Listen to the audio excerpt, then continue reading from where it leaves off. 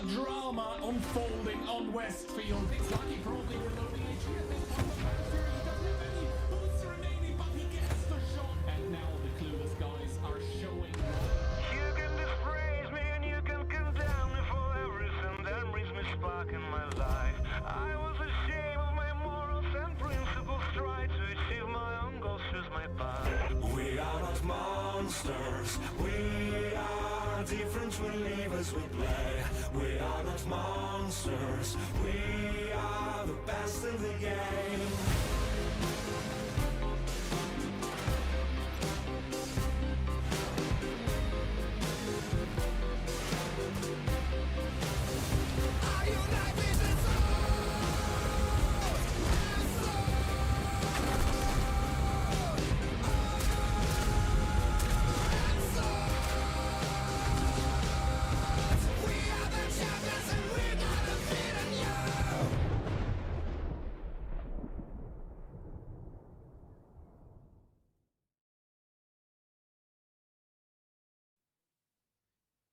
Hello, ladies and gentlemen, and welcome to the Onslaught Legends Series. On our final match day, before we head into the finals, we have replaced Keyhand with a far more knowledgeable source of information, aka his boss.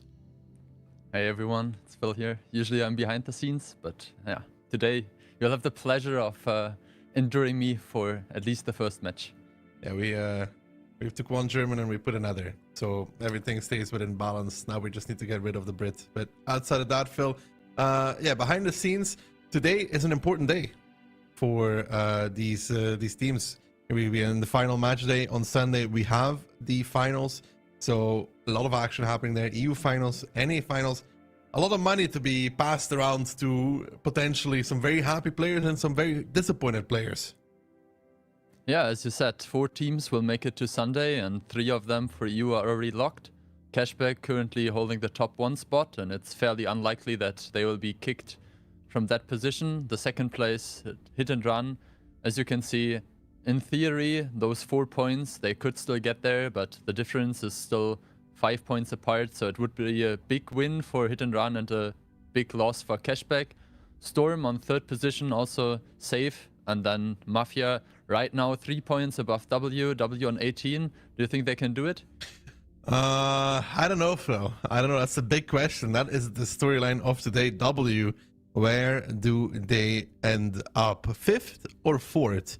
Where does Mafia end up in that regard as well? And does Hit and Run still give up position number 2 to potentially Storm or Mafia?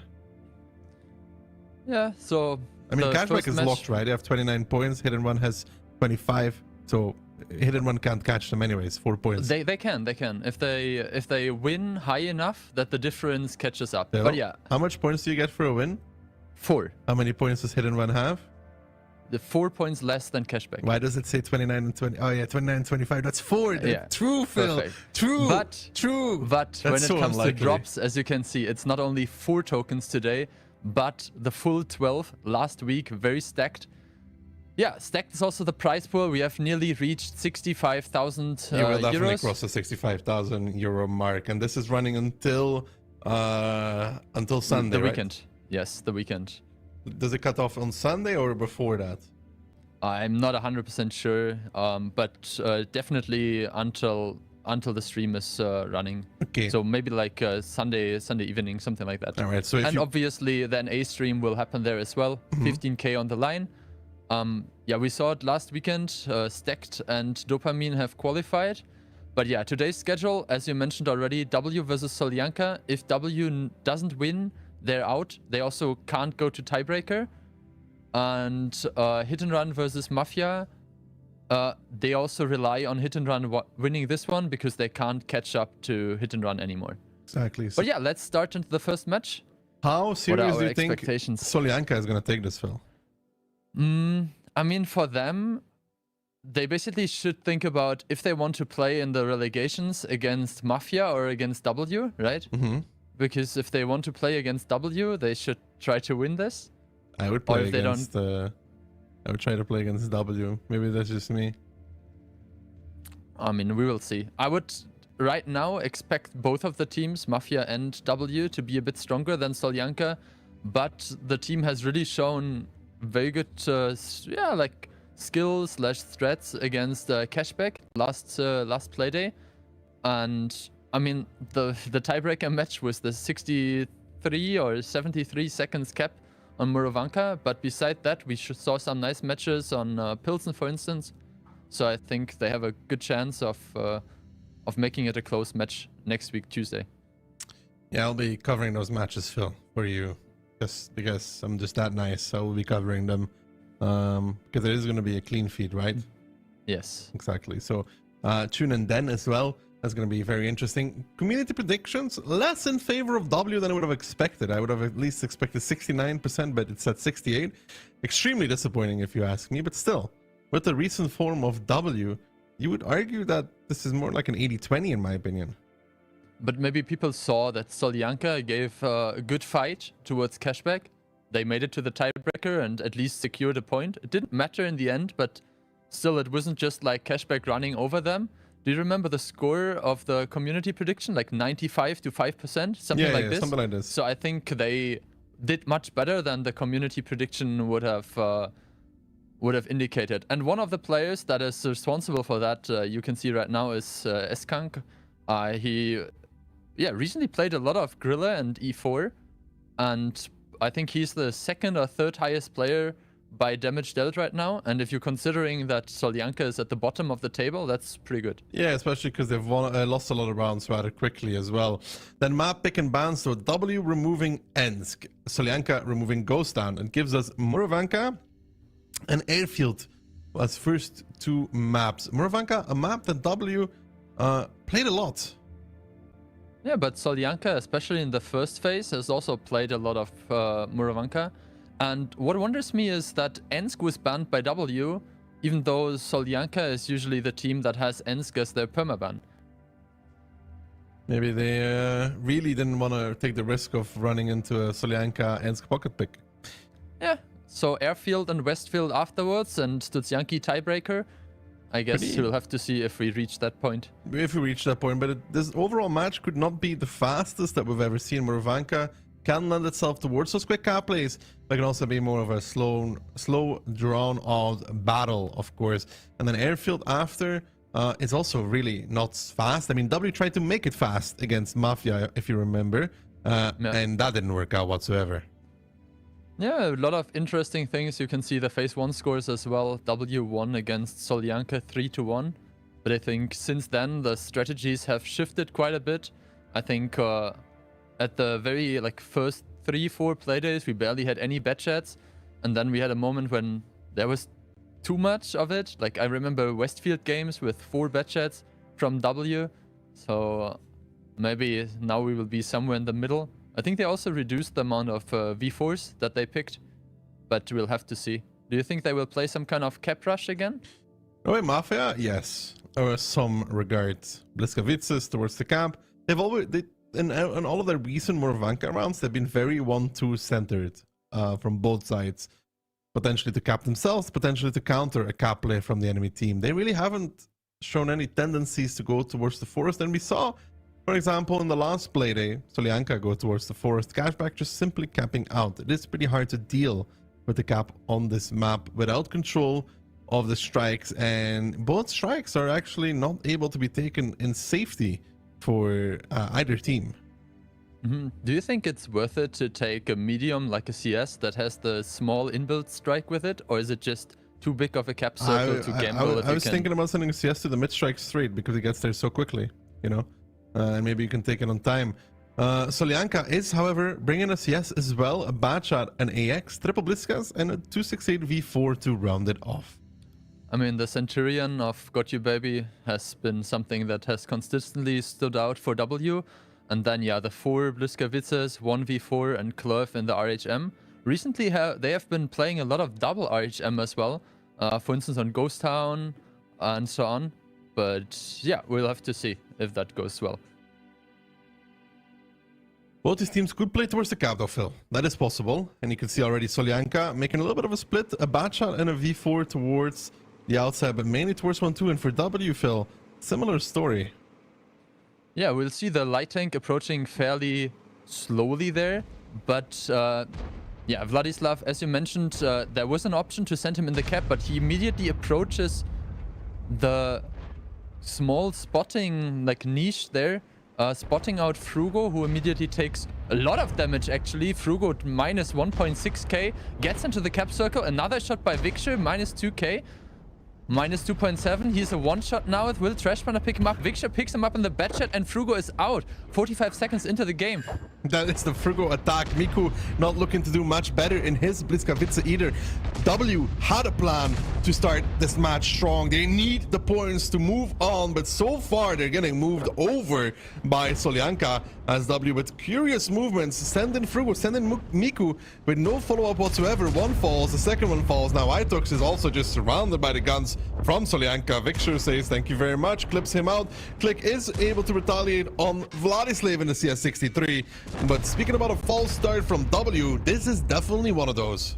Yeah, you can see the HPs are already nearly 5,000 in favor of Solyanka now. The green tanks need to be closing in from the 3-4 line. You can see Shelby Walk, Wixer, they're coming closer. And if they will be able to support the Blitzkavitze there and the Centurion in the back that is still fairly safe and on pretty good HP, they should be able to just wrap this up and get a first point. Solyanka doing good stuff, but maybe it was more of a misplay by W. I mean, I don't think Solyanka had to do too much in this battle as they're doing cleanup, operation, IL2, Shelby will find Gotchi Baby, and that leaves 3 standing for W. And yeah, they really need the points. Do you think the fact that Solyanka, just like in the matchup against Cashback, is playing completely stress-free, to them it literally doesn't matter. They're still trying their best, but win or lose, it's not going to change their story anymore. It gives them an advantage? I would say they can for sure play a bit more pressure-free, but on the other hand, they know that they will have to face one of those teams again next week. So maybe they all also recognize this as a very good training opportunity and make sure that they're not kind of letting loose on it and maybe playing things that they can repurpose then. Yeah, Frugo's move there down the middle of the map, very interesting. No support whatsoever. Most of his teammates were on the 1-2 line. He didn't have anybody even able to support him, and he was driving out in the open, and he turned into the strike, but that wasn't really potential either. Maybe he thought they were all playing for the cap with the CS63 going that aggressive from Vladislav, I think. But that would be a big oversight from Frugo in that regard. Yeah, for sure. I mean, they had some team members that did fairly good in the damage department. You can see right now Olo here with 10-10-10. So definitely Blitzkavitze, perfect shooting, big damage. And yeah, our all-time high scorer here, Gotchi Baby, also doing a decent job. But you can see Victor, especially this early damage that he dealt on Frugo, was very essential. And then just, yeah, good overall performance through the field. You can see multiple tanks immediately eliminated on the side of W. I mean, with very low damage. I mean, Frugo, did he even shoot? No, he didn't even fire. I don't think so. Not the way he was positioned. I really don't know what that was. In W, I will say though, and I think that's fair criticism, in their previous matches, not only against Mafia, but also against Hit and Run, they do not start well in a match. They are just incapable of starting off strong. I would have to check, but I'm confident that against Mafia they lost the first map 2-0 as well, I think, or at least the first round. Against Hit and Run they lost 3-0 to begin with. Yeah, so against Mafia they were down 2-0 and against Hit and Run 3-0. So maybe that's just their strategy, like giving some false hope and then striking back. It would be better for them if they could actually start it off with a win, right? Especially when the pressure is on. Yeah, but we have this tendency recently as well that people on their own map picks tend to struggle a bit. Maybe they get too overconfident or too excited to play some new strategy. But in this case, I feel like it was just over-eager and they didn't really have the vision to immediately figure out on which side the enemies will be. Because if you spot 6 tanks or even 5 and know which side is being played, maybe you can make this kind of move. But the initial spot wasn't good enough for that, and they got punished immediately. Now W needs to turn around, though. I will say north side is a little bit favored. I think on Muro, for example, for a cap play. But Keyhand, Moff, and me going all for W at 4-2, 4-2, and 4-3 respectively. What was your prediction, Phil? I said 4-2 as well, and I still think that W will pick up the round. But especially after the previous 2 days, we saw Solyanka, after their losing streak, picking up some rounds again. So... You want an interesting statistic? Tell me. In the last 3 always. play days, W has started every single one of their matches losing the first map 2-0. Against Mafia, against Hit and Run, and against Cashback. Yeah. But they lost against Cashback, right? Yeah, they did. It was 4-1 for Cashback, but they also just won the first 2 rounds. So it's an interesting statistic. They just don't start well. They really don't. They need to, in my opinion, start rolling the ball here. And they're going to try and do it with triple Batshot, triple Bliska, and a 268v4. Yeah, and we can see this time the Centurion only on the side of Solyanka. They supported with double Batchat, 160 TP, double V4, and Brishkavitze. Interesting to see that W stopped playing their kind of signature Inspire medium tank. Do you think that's like adaptation, or it's just a different strat in this case? Because they also played with double light already. I think it's just a different strat in this case, but I think the Inspire medium is slowly falling off a little bit as well in like a return for one of those bad shots with that extra DPM. But Gotcha Baby doing a similar move to Vladislav, getting onto the cap immediately with that batch of 25T, and the punishment on Shockerix is significant already. Gotcha Baby and Klurf are there, and there's nobody from Solyanka currently in position to support this. They're going to have a similar story as W in round number 1, as Shockerix already gone. Dreamer now, the next one. Gotcha Baby is indeed on low HP as Victor and Vladislav converge on towards Miku. Solyanka trying to do something on the offside. The HP is looking good for them, and now they pick off a gun as well. If they can find some more success here, would be huge. But Trash Panda in a lot of trouble in that 60 TP, but Click may have overextended slightly himself, and Solyanka does have something to play with. Yeah, Gotcha Baby surviving there on 12 HP. Now you can see Klurf trying to spot out, trying to get some shots into the Brishkavitze here. But he has to hide behind the building because right now he doesn't have the support. Frugo is looking in the other direction at the double batchet from Solyanka is moving in. Solyanka is down 2 guns right now, 4 to 6. But you can see Victor and Vladislav clipping out onto Olo. I think he's double tracked and he's getting put out immediately. They're still up 1000 HP. So if Shelby Walk can maybe pick up the gun of Gotcha Baby or Klurf, he can't. Gotcha Baby picks him up, and now it's 3 versus 5 HP advantage in favor of W. Vladislav and Victor now moving in with that double batshot. They are reloaded, they are ready to rumble. They need to pick up Gotcha Baby in that batshot. Klurf makes a good peek from behind that building, drops Vladislav a little bit lower. Gotcha Baby and Victor missing each other. Victor missing again. Gotcha Baby getting another one. Vladislav now picks up Click, but Victor with that dead driver is very annoying here. Might not even have a medkit available. Can he find a kill on Gotcha Baby? He does, but with all the HP being lost on the batshot, it should be W to bring it back. Yeah, potentially. If Shelby found the shot there on Gotcha Baby, he was just about reloaded. That would remove one of those batshots, and maybe Victor and Vladislav would have something to play with right now. Yeah, you can see Klurf with 160 HP. Very important tank now. Those tank destroyers that just got outspotted by the batchat don't have usually vision equipment because you don't rely on those tanks being able to spot for themselves as you support them with batchats or with light tanks. Now we'll have to see if the batchat can be picked up, because I think if Klurf drops to Vladislav, who is not a one-shot to him, there is actually a potential, even with this kind of HP, a valid chance for them to maybe make it still closer than it seems to be, especially with 7 minutes and that big of a map. Yeah, that's true. Itox just beelining it though towards that batchat 25T on the 6-7 line. I think Vladislav will just about be able to take the strike and get out of dodge as well. You know, he does get spotted out, so can Itox find the shot? Vladislav really wants to take the strike. He does pick it up, but that gets him down towards the one shot.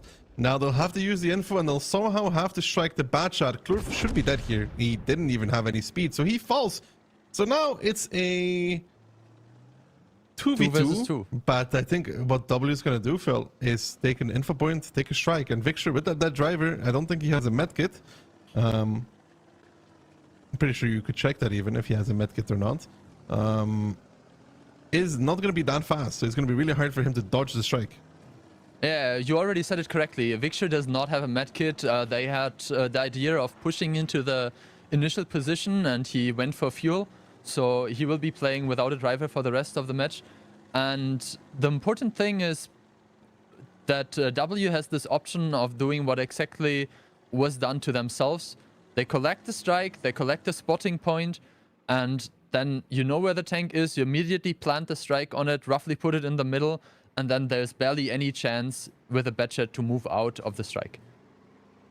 Turgonitics are going to play it smart as well. They're going to start the cap, which gives them all the opportunities and all the possibilities to win this round, because one of the bat shots will be forced closed. They don't have a strike available. The mid one is resetting in 10 seconds. Fixture may try to take the one in the forest to bait out the info and the strike, but even that is going to be a big risk there for that bat shot. He doesn't seem to go for it. They want to play off of... Yeah, Frugo just used the tactical radar, and there is the strike. And I think they missed it. Yes, they missed it. Very close. But Victor survives. Still only 7 seconds left, and they need to get a decap. Right now you can see Vladislav approaching from one side and Victor in the Batchet from the other side. He missed the shot, and Itox, yeah, dodged the shot. You can see the second shot only tracks him. HP advantage was obviously there, but I saw Frugo was playing with the double repair kit, so he didn't even have food. The spotting advantage was on their side, but yeah, a good move, making sure they get the point. 1-1 now on Muravanka, and we will switch to the next map. At least they broke their streak of losing the first map 2-0. Well done. I mean, they will have to break a bit more than just one map if they want to continue in this tournament. Yeah. But Solyanka there had real opportunities. Yeah, potentially if... I think the difference maker is there, Gochi Baby surviving on 12 HP. Yeah, Gochi Baby took 3 penetrating hits. I guess all of them were by like V4s or Blitzkavitzes. And I guess they were just a bit unlucky. I mean, you know how it is with the Blitzkavitze, you lose some damage over distance. So maybe that was just the difference maker. But yeah, good damage here by Click, 777. Itox as well, putting in the damage. And this time even Frugo with some damage. The Batchets did what they could, but in the end it was just not enough. No, but that Do you Batchet hits think close. Trash Panther was too far up? Yeah, he wanted to support, but he wanted to support his V4s. It's a natural move in the 60p, to be honest. Can't really fault the player too much for that. It's natural. You see your double V4 get pushed by the entirety. You know your team is close-ish as well, so you want to fight, you want to trade, right? You don't want to lose them relatively for free. But in this scenario, yeah, he was slightly too close. But you know that's a really minor thing. In a different world, he's too far away if he doesn't commit. Yeah, for sure. Okay, let's talk about the next map, Airfield. Both teams have secured their first point and have fairly quickly moved into the action on Muravanka. I think Airfield will be a bit of a different play. Usually on Airfield we have a situation where teams get some information, maybe play for the northern cap point / communication center. Do you think there's some new strategy still to be employed, or are we going to see more of a slow and steady approach again? On Airfield? Mm-hmm. Nah. I already said what we need to do to Airfield, Phil. We need to add like 3 more strikes. I'm not sure if that will help. I think it would be great, honestly. So I'm just checking my clever sheet here. Solyanka has played 6 rounds on Airfield, and they won 4 of them, so 67% win rate. And W so far has 4 rounds on Airfield, and they didn't win a single one. Yeah, well, they played it against Cashback, right? No, sorry, Mafia in the previous match day, and that was... They tried to play really fast, and it kicked them so hard in the face. Yeah, I mean, we have seen very different approaches. Maybe you remember there was a match between Hit and Run and Conquest, when the first match, Hit and Run was playing with double light. Like, they sent an EBR down the north, and then tried to play very quickly, and they nearly lost it because they were down like 3 to 5 tanks. But the other round was this where they played very heavy with like a 277 in the north and played over control and strikes. So we'll have to see if maybe W can kind of like take some inspiration from that. W, however, don't seem to have changed much from last play day. 60p, bad shot for 30U, double V4, and double E4. It's a very aggressive lineup again. Yeah, on the other side, Solyanka with double 60TP, double Batchat, one for 30U, the Grilla again by a Skunk, and Shokorix in the Brishkavitsa. So I would say not a big surprise that we don't see any light tanks. We have seen Batchats usually, or EBRs even, taking on this B5-6 position. But it looks like Frugo's team is sending the 430U this time. Obviously 430U with the AP shell as primary shell, not able to like snipe to anyone that drives there. But with a bit better armor and higher alpha, should be able to kind of outrate if there is a Batchat and can trade 1-for-1. But you can see Trash Punter also in the 430U moving in there. And yeah, the cap has started. Both of the teams are in somewhat close proximity. And I guess they will just send one of the 60 TPs to block it at some point. So far, it's definitely possible that they just send one of the 60 TPs. Ah, you see, 60 TP just dropped into the Gotcha Baby got here on spotted though. Gotcha Baby has to shoot through those like small trucks, but yeah, with AP especially, you can just do it easily. Puts in the first one. He should be able to put at least one more, and Frugo immediately pushes, punishes, minus 1k on Dreamer. Cap has been stopped, and Solyanka, yeah, had to give some HP for that.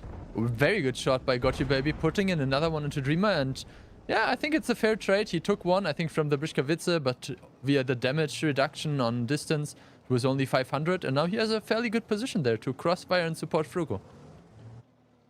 The mid of the map, not much happening. I seem to have taken a shot from somebody. Victor taking the ruins there, of the amphitheater. Vladislav moving as well, though they look to push on top of that 60p of Itox. Yeah, so now you can see Itox puts in a good one into the Batchat. There's also supportive fire coming in from the other Batchat. The strike already deployed. Vladislav and Shelby Walk pushing in now, but Itox is still on 2.3k HP.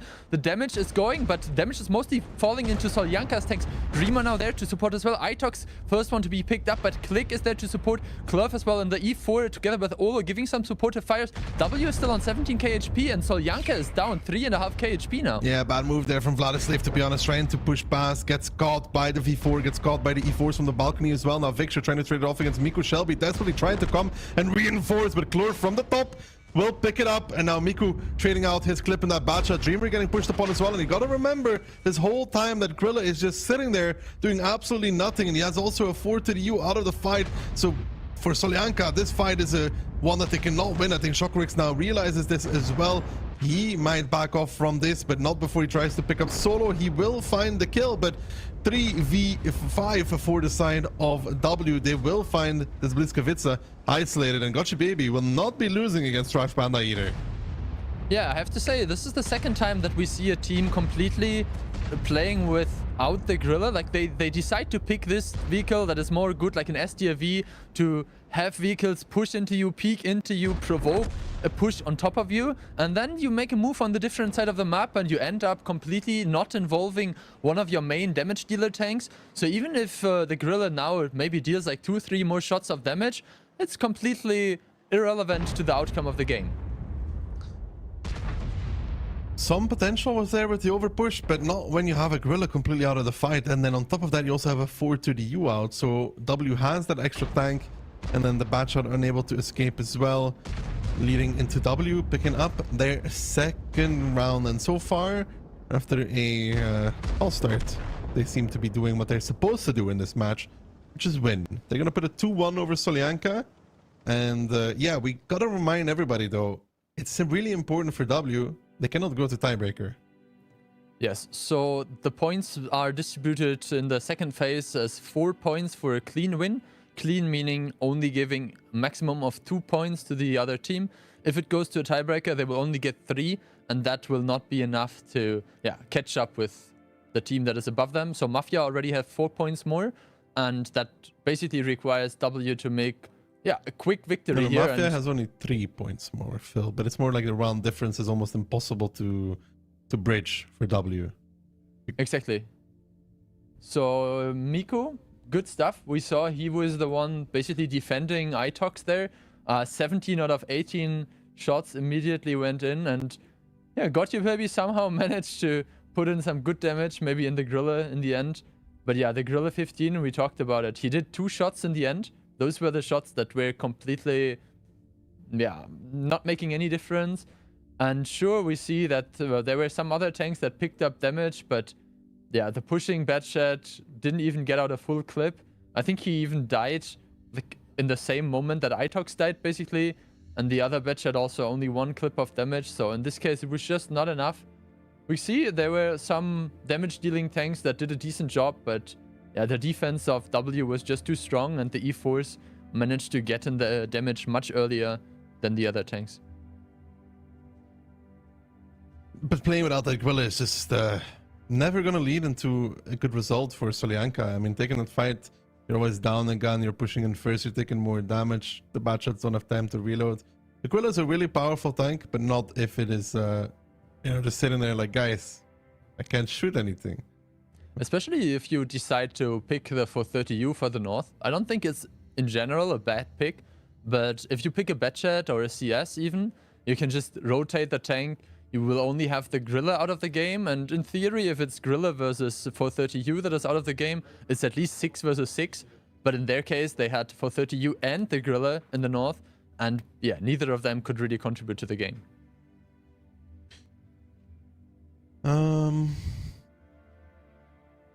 Grilla from the other side is not quite as good though. Like playing it from the west, it doesn't really get the same angles, the same shots. It's a lot more exposed as well. I think that's why we don't see teams doing it. And the B-line is a bit better. So what you're saying is that instead of the Grilla, we'll see maybe an FV heavy this time? An FV heavy? An FV... 4005. Yeah, heavy, like the 2000 and... No, not heavy, the tank destroyer. Like the... We saw it on Cliff, I think, last playday. I think it's fairly viable on this map, especially in random Onslaught.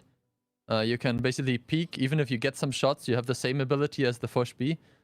And then you just give someone a nice chunky hit and return behind a wall, get cover from your allies. I mean, I like the FV on this. I just don't think the teams will be picking it. W had it ready for a second, but they won't go through with it. So, lightings coming out for both teams, although Solyanka switching away. E4, Mino, Bliska, Batchat, BZ, and 60 TP. Yeah, I was recently discussing this topic with...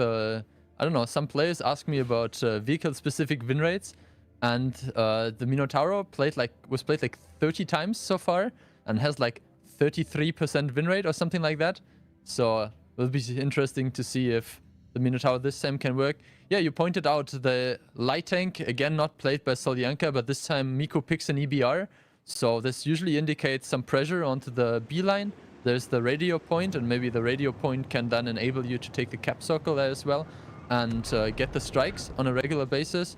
But yeah, this time Victor as well, trying to at least contest on this side. The BZ seems to be there to just rush over with the rocket boosters. What do you think about that approach? I don't really like it, to be honest. It can take a lot of damage. He just took 930 from the Grilla. Yeah, so I guess that summarizes that approach. They're still up in HP. Yeah, now they took a second shot and the HPs are roughly even. So the initial HP disadvantage that W had because of playing with the EBR, that roughly has 1000 HP less than the other tanks, is already equalized. But Shelby Walk at least now able to take the strike, which is interesting considering that this EBR commitment on the northern side is usually indicating that you want to put pressure on this side of the map. But the EBR doesn't contribute that much in that part of the map, though. I mean, if the BZ at some point... There is a push happening right now. The 60 TP and the E4 are pushing in, while Bliskavice is being pushed by Gotyu Baby and Frugo. He's already retreating, and I have to say, the push in the bottom hasn't really moved forward a lot. Cliff still on full HP, Click lost a bit, but not a lot of success here, and already 3k HP difference in favor of W. I will say though, Solyanka has done a good job at baiting the W tanks back. They could put some pressure on the B line. They have done that. They removed the EBR out of the equation, but was that worth the tank and 4000 HP fill and triple cap pressure? I am not sure about that. Miku is putting in some shots, and Solo is now, of course, relocating to a more advantageous position to punish these Solyanka tanks. And I think W firm control right now over this match, up a tremendous amount of HP, and Miku actually penning the 60p over and over. A big one comes out from the Gorilla. Got your baby even chasing a little bit. Needs to be careful, but with 4 seconds left, Dreamer, the only one really in position to decap. Klurf picks him up, and now Xank forced in his E4 to get a desperate reset. Itox even peeking to do damage. They know that they're well and truly ahead, and it looks like W in match number 1. They are getting clipped by the bat from behind, though. Are so far doing what they're supposed to do. It's getting closer, though, Phil. Yeah, you can see the tanks are still an advantage in favor of W, but yeah, the HP's got a bit closer for a moment, but now you can see the push is coming. All guns of W still in the game. They did a pretty good job keeping everyone alive, keeping all the guns alive, maximizing their DPM this way. And you can see Skunk is being picked up. Vladislav should be the next one. Maybe Klurf can be picked up by one of the bad chats, but this game is over. This game is indeed very much over, and that means W will put themselves on match point, Phil, which is important. The job is not done yet, however. Yeah, I mean, we have seen a couple of comebacks, especially from W. Yeah, bit of a oopsie here from Click. I think they touched each other while dropping down, and it got counted as a team kill, but I don't think there was any bad intention. Either way, 3-1 now for W, and I think that more or less aligns with our initial predictions. Do you think there will be a mix-up of what Solyanka is going to try now, or are they just going to play their thing, try maybe here and there something, and then just prepare to be ready for next week? Because for them, this match doesn't really matter that much anymore. I mean, so far it seems like they're playing very normal, so I expect them to bring it to a tiebreaker and crush W's dreams. That's the way it's written in my storyline. Okay. So yeah, you can see this time Gorilla 15, 555, nearly 5k damage, top in the damage dealer charts. Even the EBR, I think he did a good job there. He even got a bit of spotting, so he made sure that they had the information from the start. Overall, good stuff. I'm not sure what happened here with the tank destroyer that was kind of like supposed to be anchoring there, and then he ran away, got overpushed by the Batchat. I think there was a boost by the Batchat. Yes. And he was kind of like attacked from the side, then turned around and stuff like this. But yeah, overall, not bad gameplay from Solyanka, but they were just not decisive enough, and they kind of lost something here, lost something there, and then ended up just not being able to contest the sheer force of W anymore. We move into Westfield, a very quick map, and to be honest, I think W has been doing pretty decent on Westfield, Phil, but I'm certain you're gonna bring out the good old statistas and tell me exactly how decent or bad they were.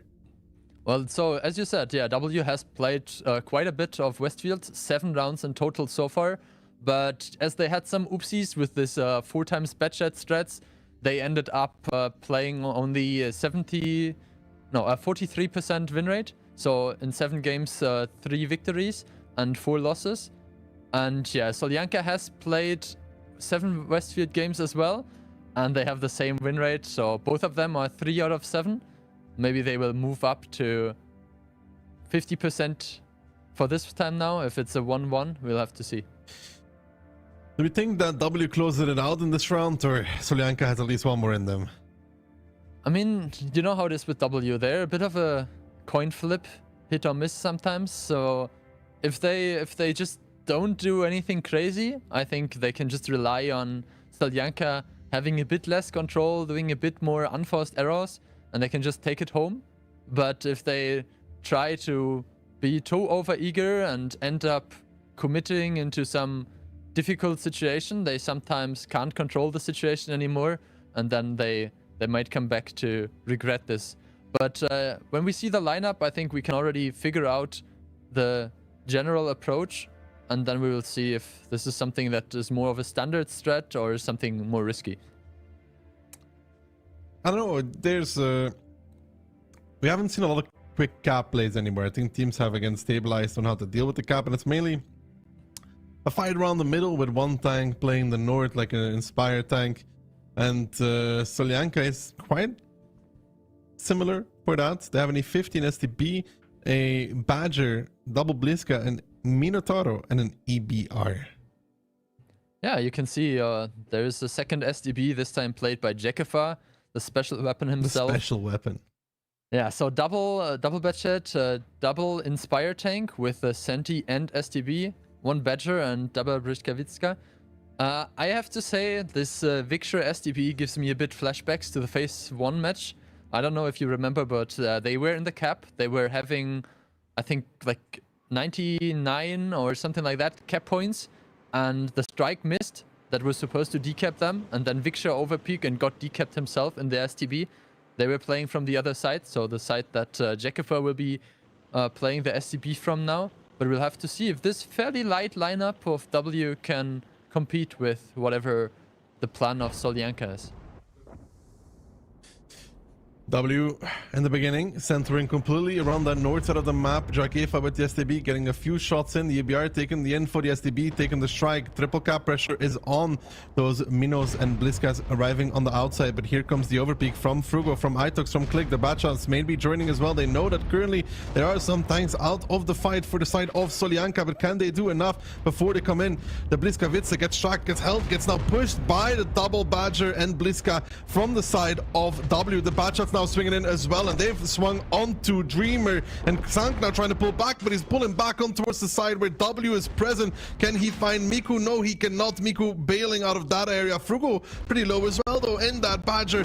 One shot now. Vladislav for the EBR picks up Miku. Can Xank get Frugo? That would be a big kill as well. He does find it, so stabilizing a little bit for Solyanka, but not in the HP department. And the Badshots, they're about to come back in, and they still have that EBR on full HP, which is not really contributing to this battle. And it does seem like on Westfield, W is going to shut it down and do what they are supposed to do to potentially make it to the finals on Sunday. Their fate now lays in the balance between Hit and Run and Mafia. Yeah, you can see Vladislav, the last tank standing, but initially we saw relatively even HPs, but then it was just a matter of better focus fire and W managing to pick up the guns. And you can see on the right-hand side, Got You Baby 500, Click 500, Itox 400. There are quite some one-shots. So if the initial focus fire maybe would have been a bit better from the side of Solyanka, they could have equalized the gun advantage and then equalized the HPs as well. But this double Inspire tank made sure that this push was permanently supported by improved stats. And yeah, the mobility of those tanks also enabled them to get around the TD heavy lineup of Solyanka. And I think it's a deserved victory. They took a bit of a risk, but they perfectly executed that fight. And yeah, I really liked what they were doing. Yeah, and now though, they will sit and shiver and wait to see what happens between Hit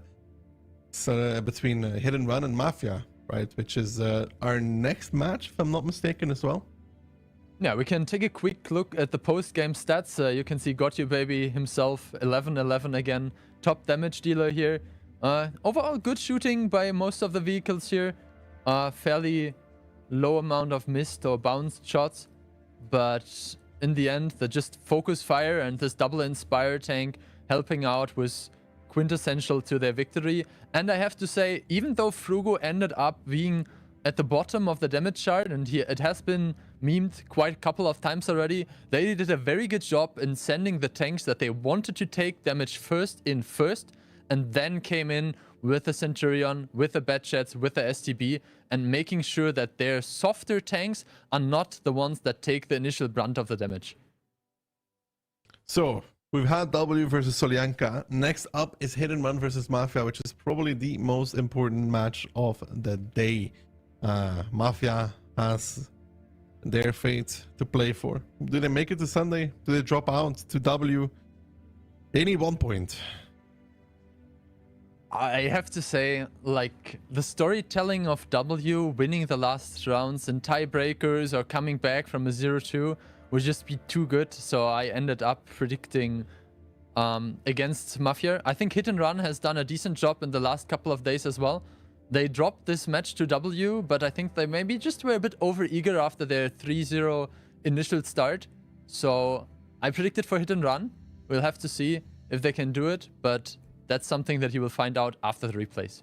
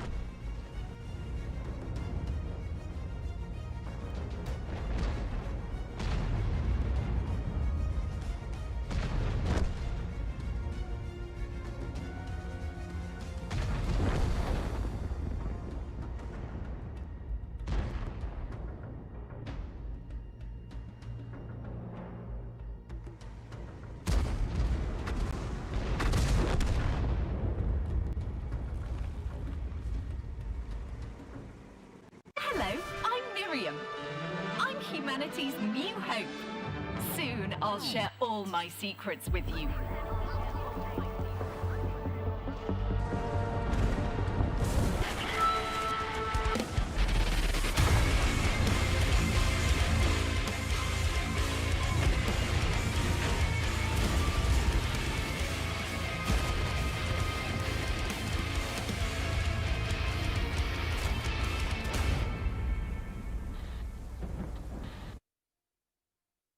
Well. Welcome back, ladies and gentlemen, and a little bit of a teaser there, Moff, if you could say so, in the VT for the people that haven't seen yet.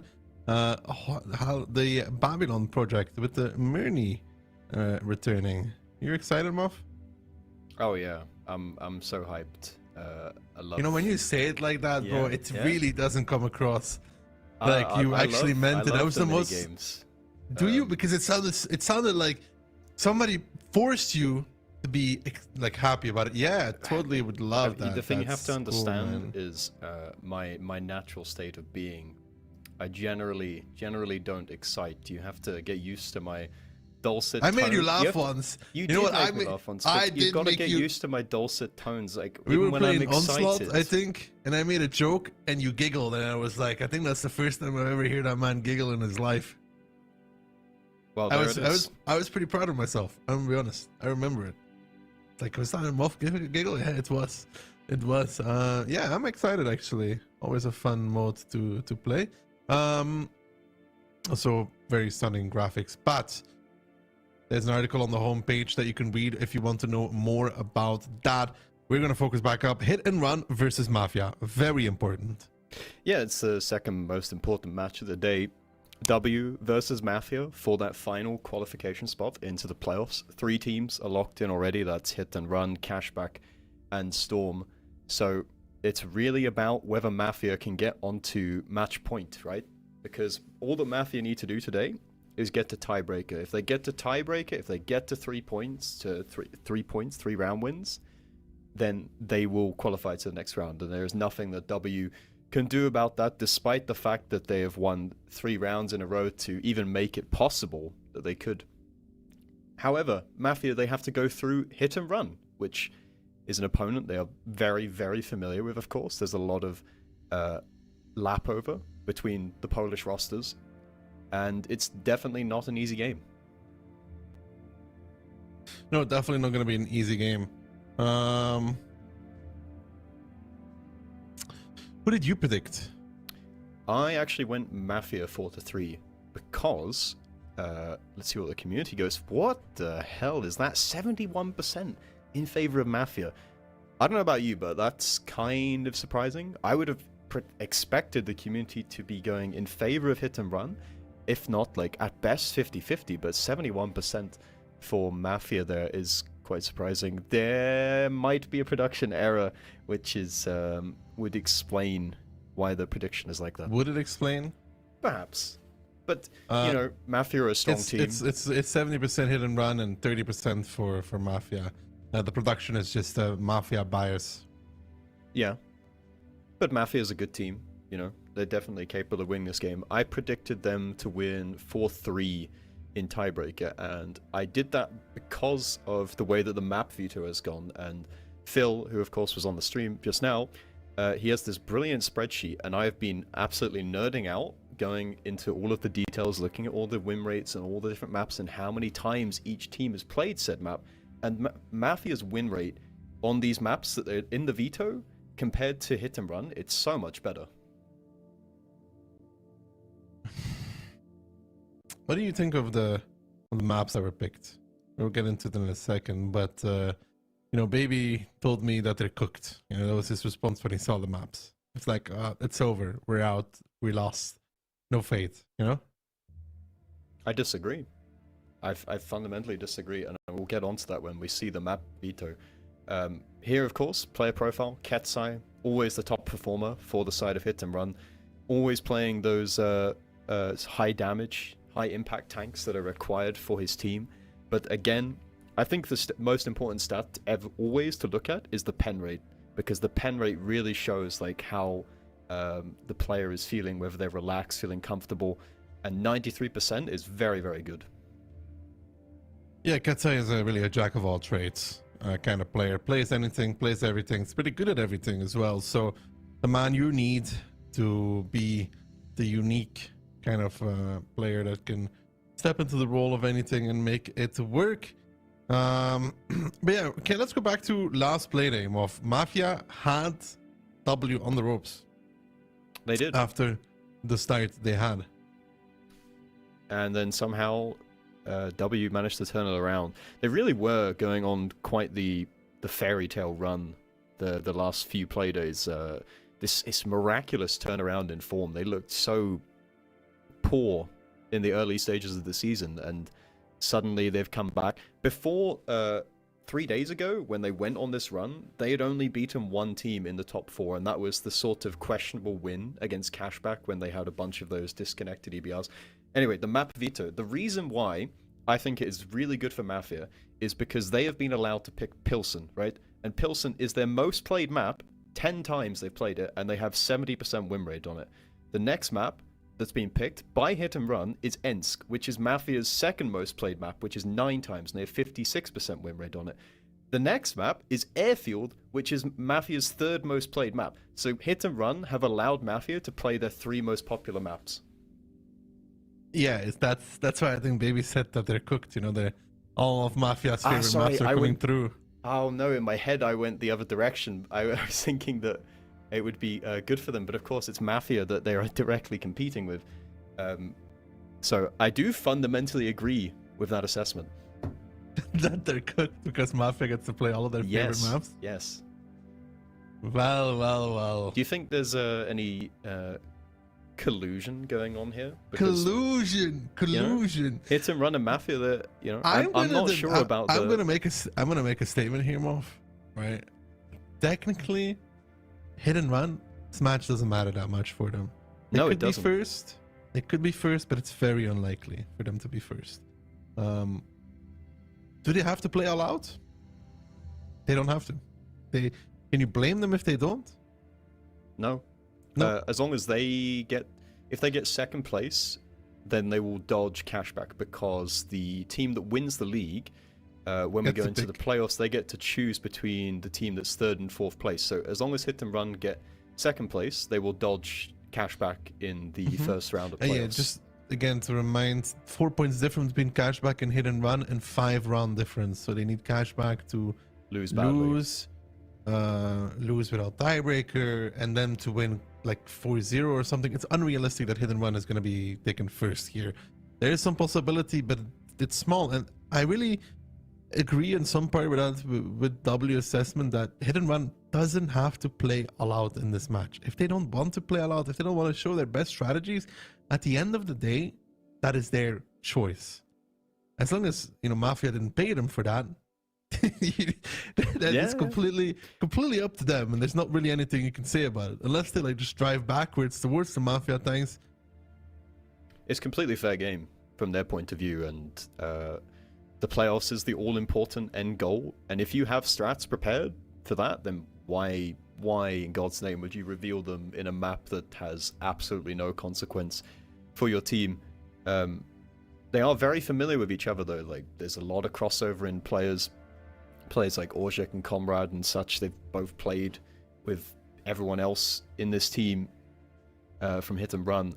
And I don't know what I was going to say is there collusion, because I don't know what the relationship is like between the Polish rosters. Like, how are they frenemies? Like, what's the relationship like?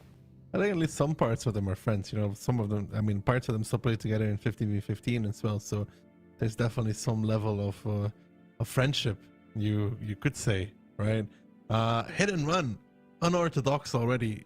Double CS63, a Yak Panzer, triple 268v4, triple CS, a Yak Panzer, double 264 and E4. Very, very off record. Yeah, they can't seem to make up their mind whether they want to bring triple or double CS there. Mafia going with a 6TP, double bat, double 268v4, Orzik in his trusty T110 E3, and then YOLO in the RHM. So obviously Hit and Run's lineup, immediately you're thinking that it's going to be towards the city map, There's probably going to be some kind of aggression. If you remember the game against Storm, the game that Storm played against Cashback a while ago, they sent a CS super aggressive into the middle of the map, and it just completely locked down the center. And T-Sec looks to be going towards that center strike, not doing anything too crazy. He does get spotted out early on, but again, this is very typical from Mafia. They're just leaving Orszak all alone in the E3. Orszak is going to be the one to have to block the cap, and he's going to run into Monster in the Yak Panzer. He probably wants to push him back a little bit first. Monster activates ability and takes a shot, though. He bounces on Orszak, so only hitting the track. T-Sec might be trying to do the same thing there. If they can track Orszak from getting back into the scab, they can stop him from really even reaching. He will just about block the cap, but now Mafia needs to come and support this E3. Yeah, Orszak is going to be in serious trouble here because he is going to be the push. Piotr has already flanked around the Hurricane and everyone focusing him out, and he gets deleted from the round. Mafia is going to have to make some kind of reaction. It's going to be Comrade to push on towards Ketsai, but Monster is there in the Jagdpanzer who's going to do a lot of damage to that Batchat when he's sitting there presented in the middle of the open, and Ketsai still is not dead.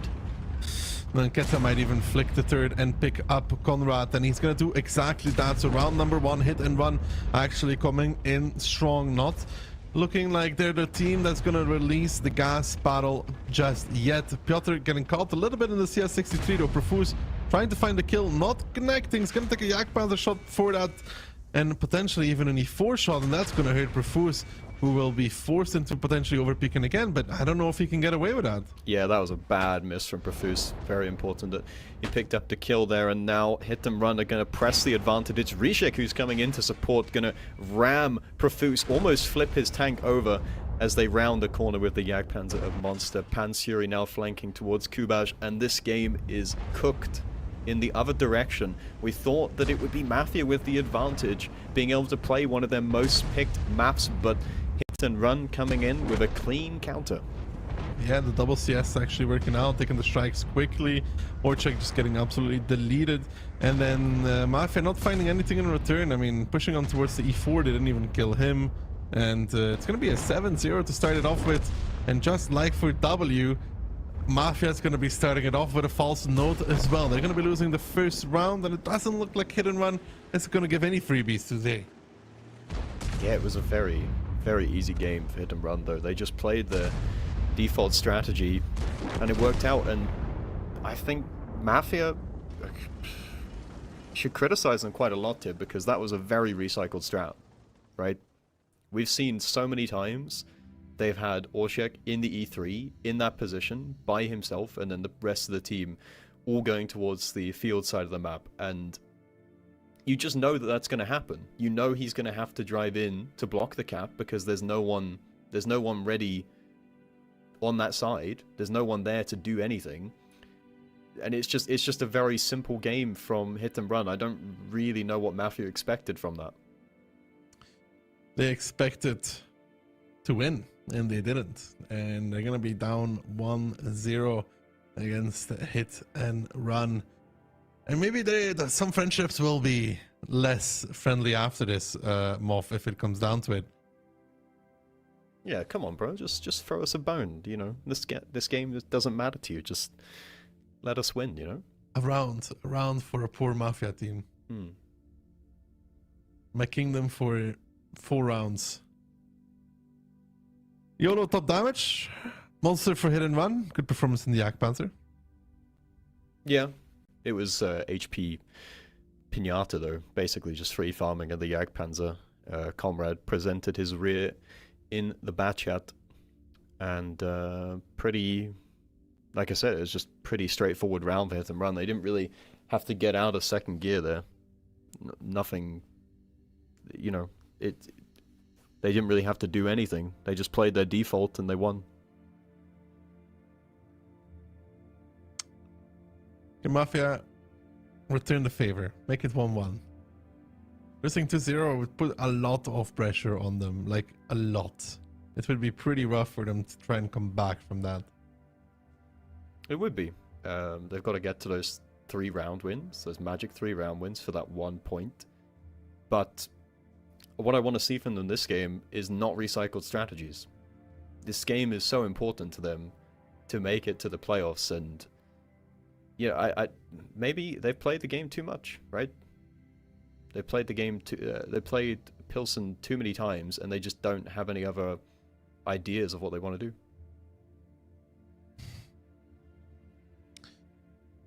Well, Hit and Run, I don't feel like they're the kind of team that likes challenging the field too much, from what I remember.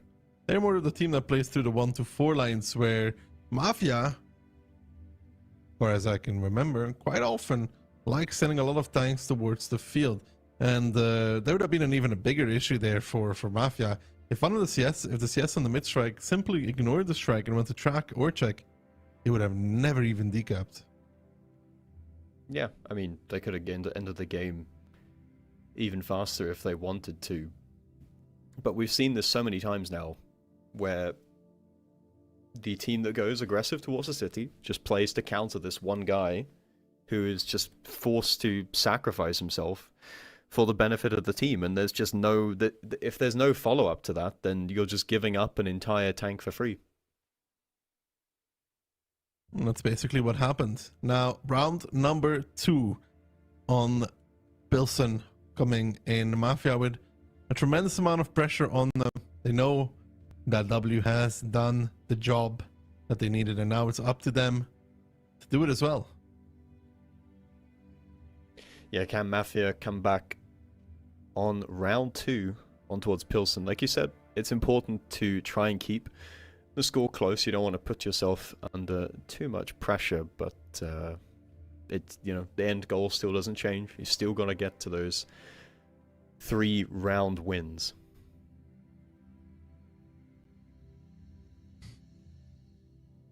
Lineups will tell us a lot about what we're going to see here between these two. Hit and Run, very similar to round number 1. Again, double CS, Yak Bandit, triple V4, and an E4. That seems like the same thing. Yeah, and Mafia, they're recycling pretty much the same strategy. Again, just a slight variation. We've got Barkers in the T110 E4, but again, I'm going to have to express my disappointment before the game has even started. It looks like another recycled strategy, and if they don't do something fundamentally different, I feel like Hit and Run's just going to hard counter again.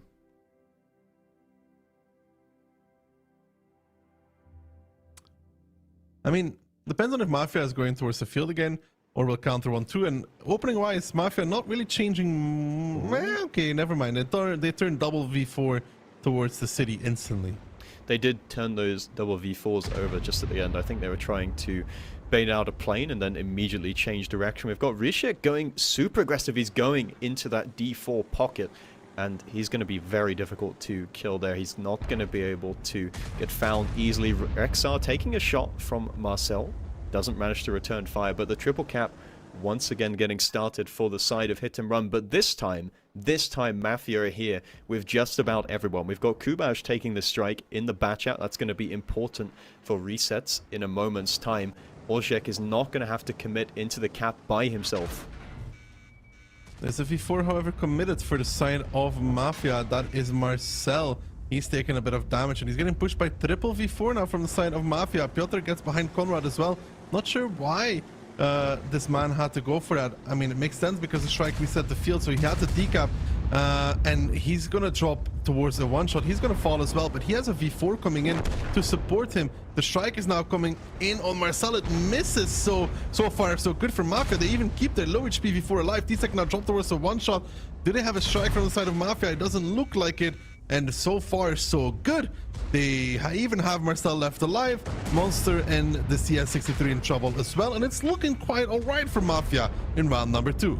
Yeah, they managed to keep Conrad permatrack there so that the V4 could run around the corner. The trades going on all over the map, and although Marcel went down to 77 HP, he is still alive, and they traded very, very well for that. They're up 3k HP for the side of Mafia. Marcel finally falls in his 268 V4. Olszek is now in a 1v2 situation, getting flanked by Piotr in the Hurricane. Yolo's going to have to try and come into this fight to support his buddy as best he can, but he's taking fire from other parts of the map. Olszek just doing his best. He needs to try and give one more shot here. He does do it on towards Panzer. He would have preferred to shoot Piotr there, but Piotr is doing a good job of staying out of the way. So once Orjek falls, it's going to be a 3v3.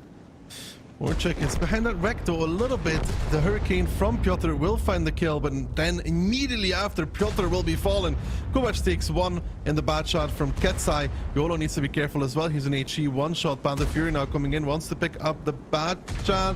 Is not going to be able to do so. Can Kubash disengage? It does look like he will make it away just in time. Ketsai chasing, gets dropped towards a one-shot. Yolo might even opt to take the shot to kill that E4, but it's going to be Profuse coming in, getting behind Ketsai. Kubash bouncing even, but that was YOLO. Profuse picks it up. Panzer Fury finds Kubash, and now in the 2v1 situation, unless Panzer Fury turns into a miracle worker, which with the ability, he's really, really fast. But that's going to run out in a second, though. Ooh, he does get the shot, though. And somehow, we're going into the 1v1. It's going to be Profuse against Panzer, and Profuse bounces the shot. Skill issue right at the end here. That V4 is so tricky to pen, but the 60 TP also difficult. Panzer connects the shot, however, and now he has a shot advantage. Profuse is only on 80 HP remaining. Profuse needs to pen this shot, and he does, but he rams him! And Panzer Fury somehow wins the round in the 1v2. What an insane clutch. Unbelievable. Actually, that hit and run gets away with that. The RHM turning left instead of right. I think that's a mistake, Moff, if he goes right. Yeah, he should go right. He has the around Rex the corner. protecting him as well. He has Profuse coming to protect him. Little bit of a misplay there from YOLO. I don't think Profuse can ever be blamed for losing that 1v1. He needs 3 shots to kill the V4. It's near impossible. Well, with ability up, it's just he's going to end up doing pretty much like 500, 600 damage a shot, right? Which means it just takes so much longer. So even though he bounced one shell, it's still almost impossible. Pan's Fury doing 6.4k damage, picking up 4 kills. He only bounced one shot in the entire round, so that's a wicked pen rate. And the rest of his team doing pretty good pen rates across the board as well. Profuse only bounced 2 shots in the entire game, but unfortunately they were 2 critical ones, as it seems the game was so close in the outcome. I think, to go back to YOLO, trying to get around that corner, if you remember Ketsai's wreck in the E4, maybe he thought he couldn't go around the corner that way because Ketsai's wreck was going to sort of block him from getting round. Yeah, I think he was afraid of the Rex and hitting it, but that was a mistake there. And it's actually hit and run 2-0 over Mafia. W currently high spirits for them. They know that the end is near. 2 rounds and they're in. Yeah, Mafia, they did counter it much better that time. They sent a lot more of their forces towards the city early on, so they were able to soak up this pressure from hit and run. But in the end, hit and run, this kind of team that they just love to thrive in the chaos, right? And even if they're not playing perfectly, even if it's a scrappy brawl, at the end of the day, they just love getting into these fights, and they succeed in these situations. And that is another example of a match they shouldn't win, or a round they shouldn't win, and they do. Ensk is another one of those favorite maps for Mafia. They already lost one of their favorite maps 2-0. Now they need Ensk to deliver. They really need 2-0 here, realistically. Yeah, if they go down to match point, it's not actually a problem for them if they lose in tiebreaker, like we said. But going down 3-0, it's always a tough road to any kind of recovery there. But given the kind of heroics that we've seen from W, you know, they've gone down to match point against hit and run, actually, and they did the full reverse sweep. So if it keeps going in this direction, Mafia are going to have to pull something out like that. Need a Cashback level ends performance against them. And Cashback 2-0 them. And can you imagine the amount of pressure that's currently on Mafia, though? I can't. I cannot speak from experience. What about you? I mean, can relate it to EBR racing a little bit, I guess. Oh, well, I suppose. God, if I did an actual competitive game, thinking about how bad I am under pressure in EBR racing, I think I would probably combust if I was in this kind of situation. The sack, Moff? It's a possibility. But do you think it's likely? Hit and run, I think they might dabble in it, right? Because, like we said already, this game doesn't really matter to them. So, you know, they might think about some experimentation of sorts. They are bringing out their trademark double Jagdpanzer, though. We've seen that from them on this map already, and it does hit hard with that 420 heat. Very difficult and very scary.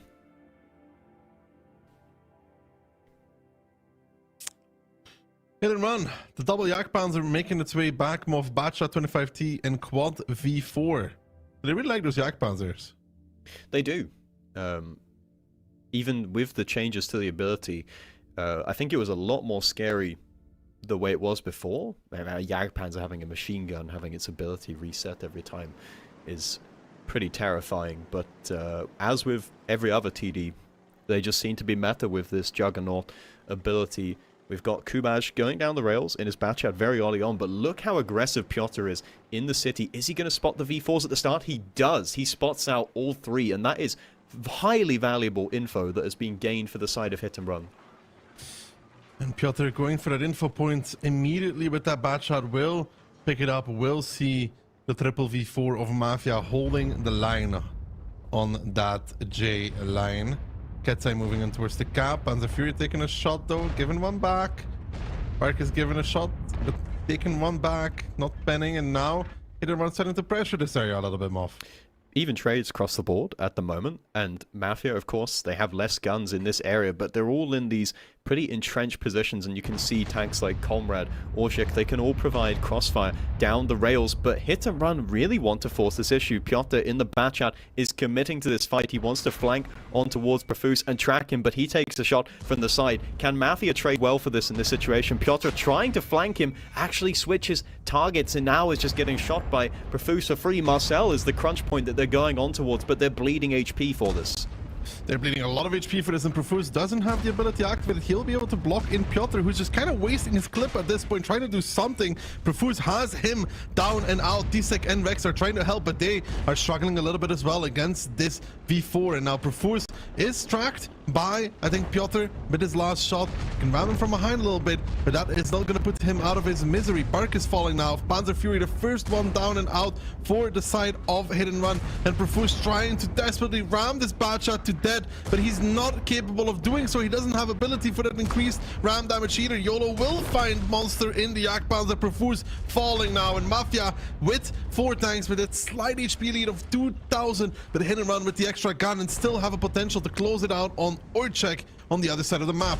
Yeah, Mafia really need to pick up these kills, and Comrade misses the shot on Piotr. That is a major, major shot to miss. There's so many one-shots for the side of Hit and Run, and Ketzai now uses this opportunity to round the corner, slaps Comrade for one big shell in the Jagdpanzer E100. Comrade is now Amarax, who doesn't have the DPM. Kubaj picks up the kill. Can he get Piotr as well? He does. Bit of an overcommitment there from Hit and Run, as Tsek is now left alone in that 1v2. YOLO facing off against Rexar and Rishik. Rexar puts in a good shot. Can Rishik pick up the kill? I think YOLO's going to have the reload, and he finds the kill as well. 3v2.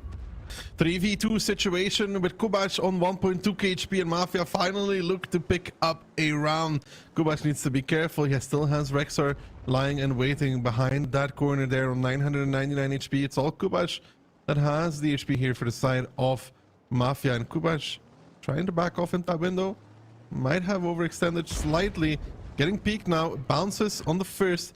Holding the angle against Tsek, but where are his teammates? Rexar now peeks out and hits the shot, and Kubach, you gotta wonder, what does he do about this? Good shot there, an ignite actually from Conrad. Rare ignite, but Tsek immediately gets the kill, but he burns Rexar to death, to a crisp. Very, very rare and very, very fortunate for Mafia, because that was starting to get out of hand with Kubach overcommitting to the position. That is so scripted. How many fires have we seen in this Onslaught series since the modifiers, new modifiers, have been introduced? And Tsek rounds the corner, Kubaj picks up the kill.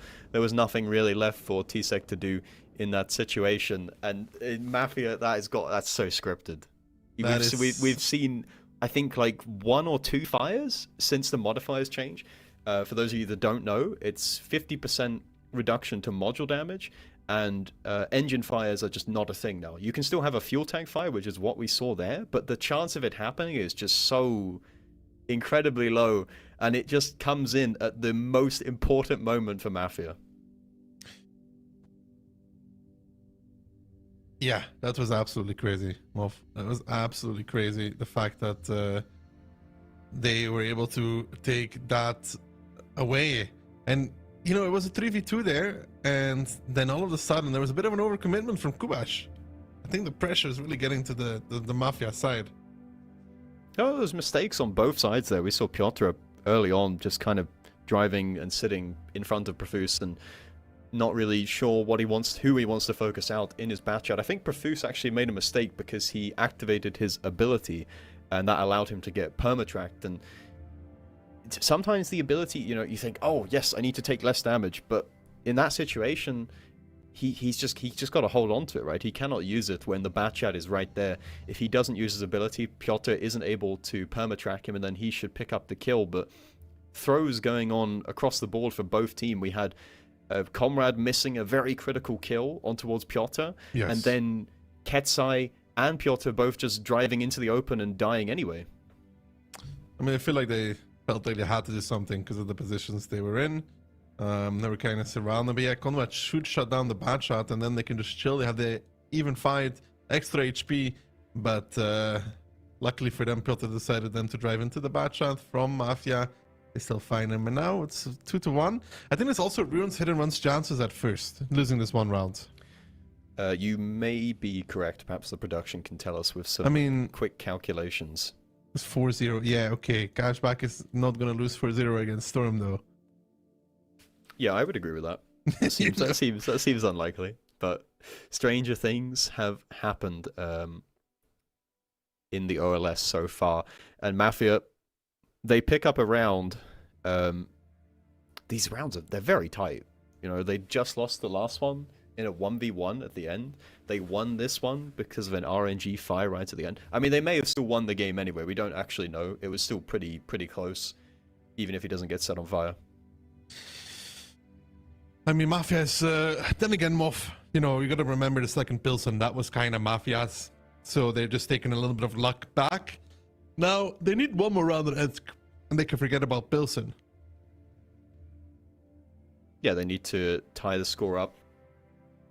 2-2. Don't want to go down to match point.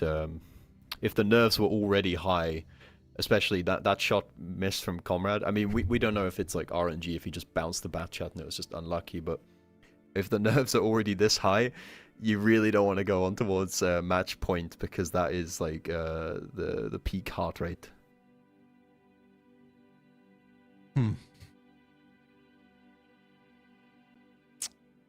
Can Mafia win the second round? Yes. You think so? I think they can. There's a 50-50. Okay. There's a 50-50 Yeah, chance. right. Will they win the second round? I don't know. I can't see the future. Okay, but you're making it difficult. Do you think that they will win they will the win second this round? I can see. I can see it clearly. They're going to push in towards the field. Ketsai is going to behave like your average gold player and not pay attention to them at all and just get picked up for free. He takes a shot from somebody, Orzhek there, but ability with active. So Rishek, though, is committed in towards this field, and he is not running away, and there is no one in position. There's no one from the side of Hit and Run ready to cover him. Hit and Run? They're gonna converge towards the cap, I guess, in the meantime, but there's nothing really to push on for the side of Mafia right now. Marcel has a strike. Marcel has a strike as well, and Rishek is just like, guys, Shema, where's the help? Where's the help? There is no help. There is no saving you. Profuse needs to be really careful. He can get shot from the cap in that VZTD, and he is getting blasted as well. A little bit of an oversight, and I think that is the nerves kicking in yet again for these teams. And YOLO's going to take one more even from Rishek as well in that VZTD. Rishek comes off reload, gives the shot. Barkis will ram to death, but they took a lot of damage for that still. They did take a lot of damage, but with even HP, there's still up a gun. 13 seconds left on the cap here, of course. Marcel has used his strike, however, so now he's going to have to drive in to all of these guns from the side of Hit and Run. He's peeking in. He hasn't taken that much damage yet, but you see Monster rounding the corner in his Jagdpanzer E100. He needs to connect this shot, and he does. Only 700 damage done with the ability, but these trades going on right now, they're not too bad for the side of Mafia. But look at Piotr just sneaking into the back in his Batchat, clipping Comrade from behind. Clipping Comrade from behind, but then in return also gonna die to Profuse by the looks of things. If Profuse can find a kill there in the WZTD, although Piotr seems to play with the rails a little bit and extend his life, and still 14 seconds left on the cap. There will need to be another block, and Orchek looks like the prime target to have to go in, and Piotr now comes off reload, but Orchek finds the kill, turns the turret and snaps it and hits it as well. Good stuff there. The strike's now back, which Kubash will probably take to try and relieve the pressure, but they'll still need a block. They'll need a body on it. Who's going to be the one? It's going to be Marcel. No, there's a reset from Conrad on towards Monster. Orchek with the full HP, or relatively full HP. E4 now coming close. 15 seconds. The strike is almost taken, though, from the side of Mafia. Strike completed. That will relieve all the pressure from the side of Mafia, as they now have another beautiful thing. Profuse finding Monster, and Mafia on Ensk are showing Hit and Run. We're not down. We're not out just yet. Do not underestimate us, because they're gonna win this 2 rounds on Ensk and make it all even. These games are so scrappy between the two teams at the moment. We've got Profuse trying to pick up the kill towards Panzer. He doesn't manage to do it because ability is active, but he's got plenty of teammates left alive to help him out in that situation. And you cannot help but wonder what on earth was happening with Hit and Run strategy. Poor Rishek, I think they called the wrong strat, and Rishek's like, okay, I'm gonna go over here in my Wheezy TD, and he got completely baited by the rest of his team. But it ended up being not the worst trade in the world, because there was an overextension from, like, Profuse was sitting on 0 line shooting this Wheezy TD, but completely ignoring the cap. And the guys in the cap were just peeking him and shooting him, and they ended up trading not too bad after all for that, doing a relatively good amount of damage. And the cap coming close, I don't know about Piotr pushing through the north moff. That looked a bit sassy baka. He could do it in a way, because he was shooting on towards Comrade, right? He could just go close to Comrade, and then he would not be able to get shot by anyone else, I don't think. You know, we could criticize any kind of misplays all across the board, but it's difficult in these high intensity situation. Even in the beginning, when Rishik was a one-shot, he was on 26 HP. They could have just intuition to high explosive to guarantee the kill, and instead of bouncing and then taking even more damage there. But Mafia, they're in the fight. It's 2-2. They're back, and they get to play another favorite map of theirs, Airfield. What is that worth at this point, though, given the way these first 2 maps have going on towards Airfield? And we could see something potentially something very interesting, because we know Airfield's been a pretty stale map so far. The strategies have been pretty similar across the board from all the teams, just kind of doing similar ideas. So I feel like it's time for Mafia in particular, because they are the ones that need to press the advantage. I feel like it's time for them to do something really, really creative, really exotic. Yeah, I don't know how far this is gonna go. If Mafia picks up one more round, it's all over. Do not forget don't forget this. Like, this is an important part. Mafia needs 1 round. They don't care if they win or lose this match. They just need 1. 1. Out of the next 2, they need 1. 1 round is all it takes to crush W's dreams and lock themselves in to the Final 4. Can Mafia do it?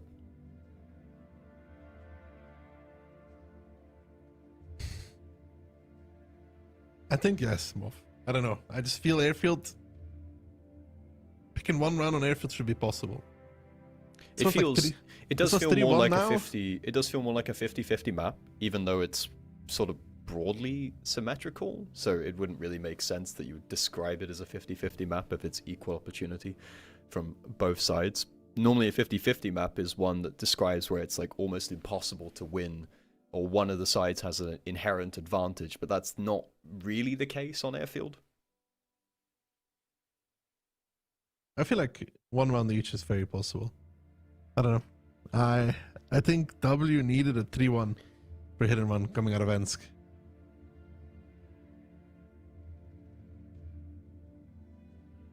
Let's see. Lineups. Mafia. 60p, Mouse, Double Bat, Bliska, double E4.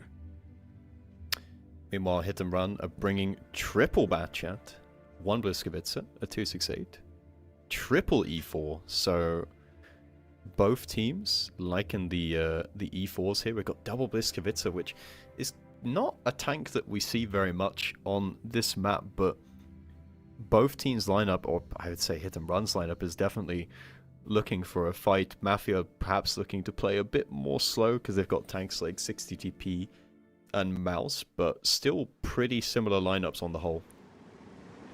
Double Bat Shot from Hit and Run, orientating themselves towards the B line. Double Bat Shot from Mafia, orientating themselves towards the B line. It's going to be a big fight. It's going to be a big brawl. Who of the two teams gets the better of one another? There's nobody aiming, by the looks of things, from the side of Hit and Run. There's nobody aiming from the side of Mafia. Tisek and Piotr are going to make it here. YOLO does get spotted out.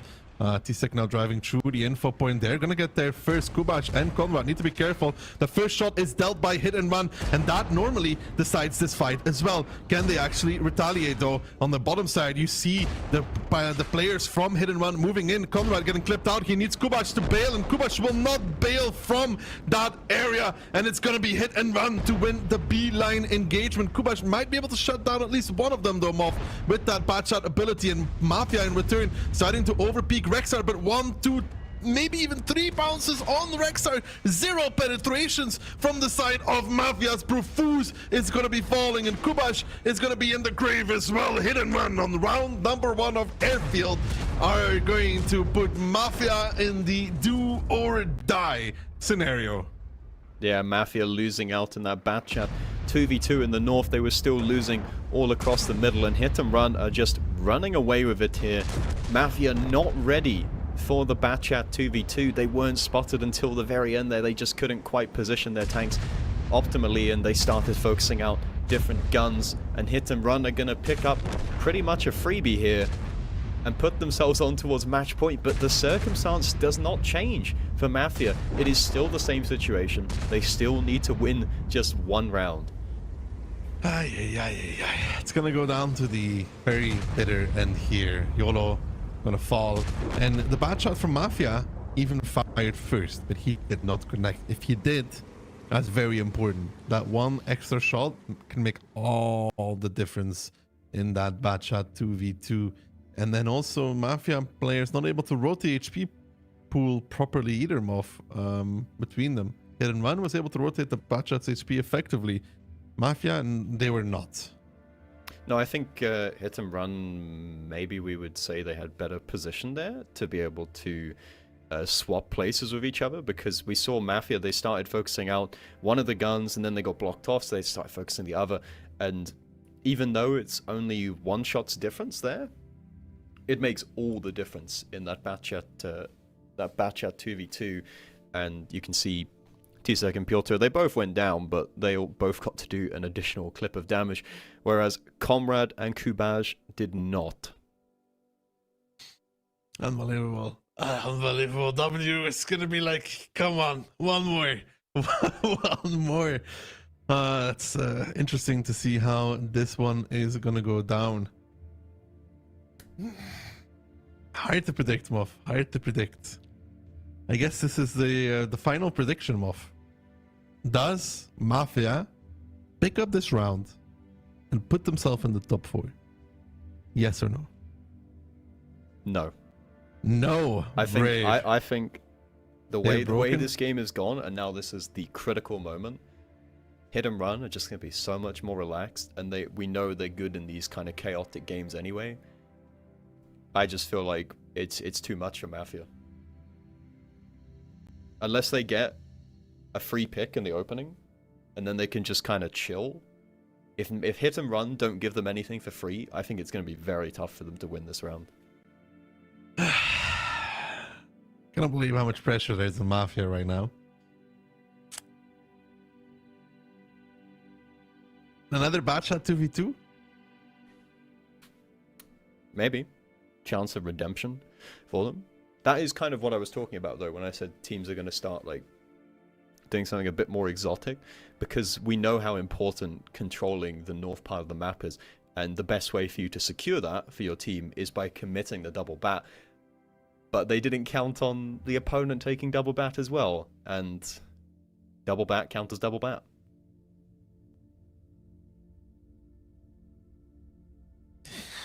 I'm just curious to see the lineups, Moff. I feel like Mafia may be playing a little bit more defensive on this round. Well, psychologically, yeah, but they've got to go all in if they want to win. They can't really afford to, especially on airfield, you can't really afford to sit back and just let the opponent take the points of interest, because you know what happens. They just build up the nuclear arsenal, and then there's nothing you can do about it. You just lose control of the HP department, and eventually you just get whittled away. Death by 1,000 paper cuts. If you're hit and run, Moff, which team do you rather have in top 4? That is a very tough question, especially given that they literally just lost to W a couple days ago. I think on balance, they would probably still prefer that it was W in the top, just because W is a bit more of a streaky team, right? They can have like these great highs, but they also have these very low lows, and being consistent is more important in that regard, right? But in playoffs, all you've got to do is win one match, right? You've got to, it's just a direct head-to-head, so I think they would still prefer that the W would make it to the playoffs. Lineups for an all-important round for Mafia. Double IS-7 for hit and run, a bat, an AX, and triple V4. Mafia are going with the double bat again. This time they're not going to commit both of them over towards that position, but hit and run want nothing to do with that whatsoever. It's going to be an IS-7 play outside of the map. We've got Piotr going up through middle in his bat chat, going to start collecting that strike and provide some spots in the beginning of the game. So Mafia are going to be given control of the strike and the north radar tower, which is important, but Hit and Run have planned for this. They want this to be the case. They're going to go into the cap aggressively and try and force someone from Mafia to overstep. And Marcel is going to be again playing with that mouse like we saw him play before. Try to block that cap, but it seems like the boys from Hit and Run not bouncing shots. Oh, never mind. Already a non-connection coming through. T-Sec trying to climb. That is a big strike though on towards the back of them. And here comes Mafia. They find Rexar. They blow up Rexar. They want to continue now. They want to crush these double V4s in the middle. The IS-7's currently out of the fight. It's do or die for Mafia. If they win this fight, they will be moving on to the top 4. They have found one. Piotr now flanking on the outside. Reshek still surrounded by all the guns. Down towards the one shot. He will not be escaping this one as Conrad puts him in the grave. Now Piotr coming back in with the bad shot. The hero play trying to pick up Kubash, but he's in the midst of it. He's amongst the entirety of Mafia. He is the Among Us red player shut down as well, and now 4 tanks left standing, 4 Hit and Run, and Mafia with 6, and I think Moff, they may have just about done enough to secure the top 4 by the looks of things. Monster off a cliff, T-Sec off a cliff, Panzer Fury in no man's land, and extra HP, extra guns, and probably a lot of extra motivation here for the side of Mafia, who are in the nick of time going to bring themselves across the finish line. It doesn't matter if they win the tiebreaker, they will be joining the top 3 on Sunday for the finals. Yeah, Mafia, for all intents and purposes, they basically win the match by winning this round. Nothing matters after this point, and they just caught Hit and Run napping there. Hit and Run trying to do something clever, trying to do something tricky by boosting up in the IS-7, but that was not happening, and Mafia didn't waste any time. They seized the moment, they pushed around the flank, and they caught the 268 V4s from behind, and that was the advantage I was talking about. They took that advantage early on, and they never let go. They will win the round, take it to tiebreaker. It gives them that critical 1 point to stay ahead of W? Yeah, maybe we'll get a live standing after this because we've kind of decided. We have actually decided the top 4. We've decided probably the individual positions almost as well, depending on if Hit and Run can still. After this next round, we'll see the standings. Hopefully, Hit and Run can still be 2nd or 3rd, I guess, depending on Storm's result, right? So Hit and Run has 25, Storm has 23.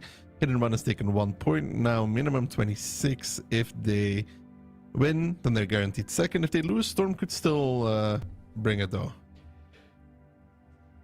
Yeah, Storm still have an opportunity there. I think Storm's on 23 points, if I'm correct, so they can get up to 27 max.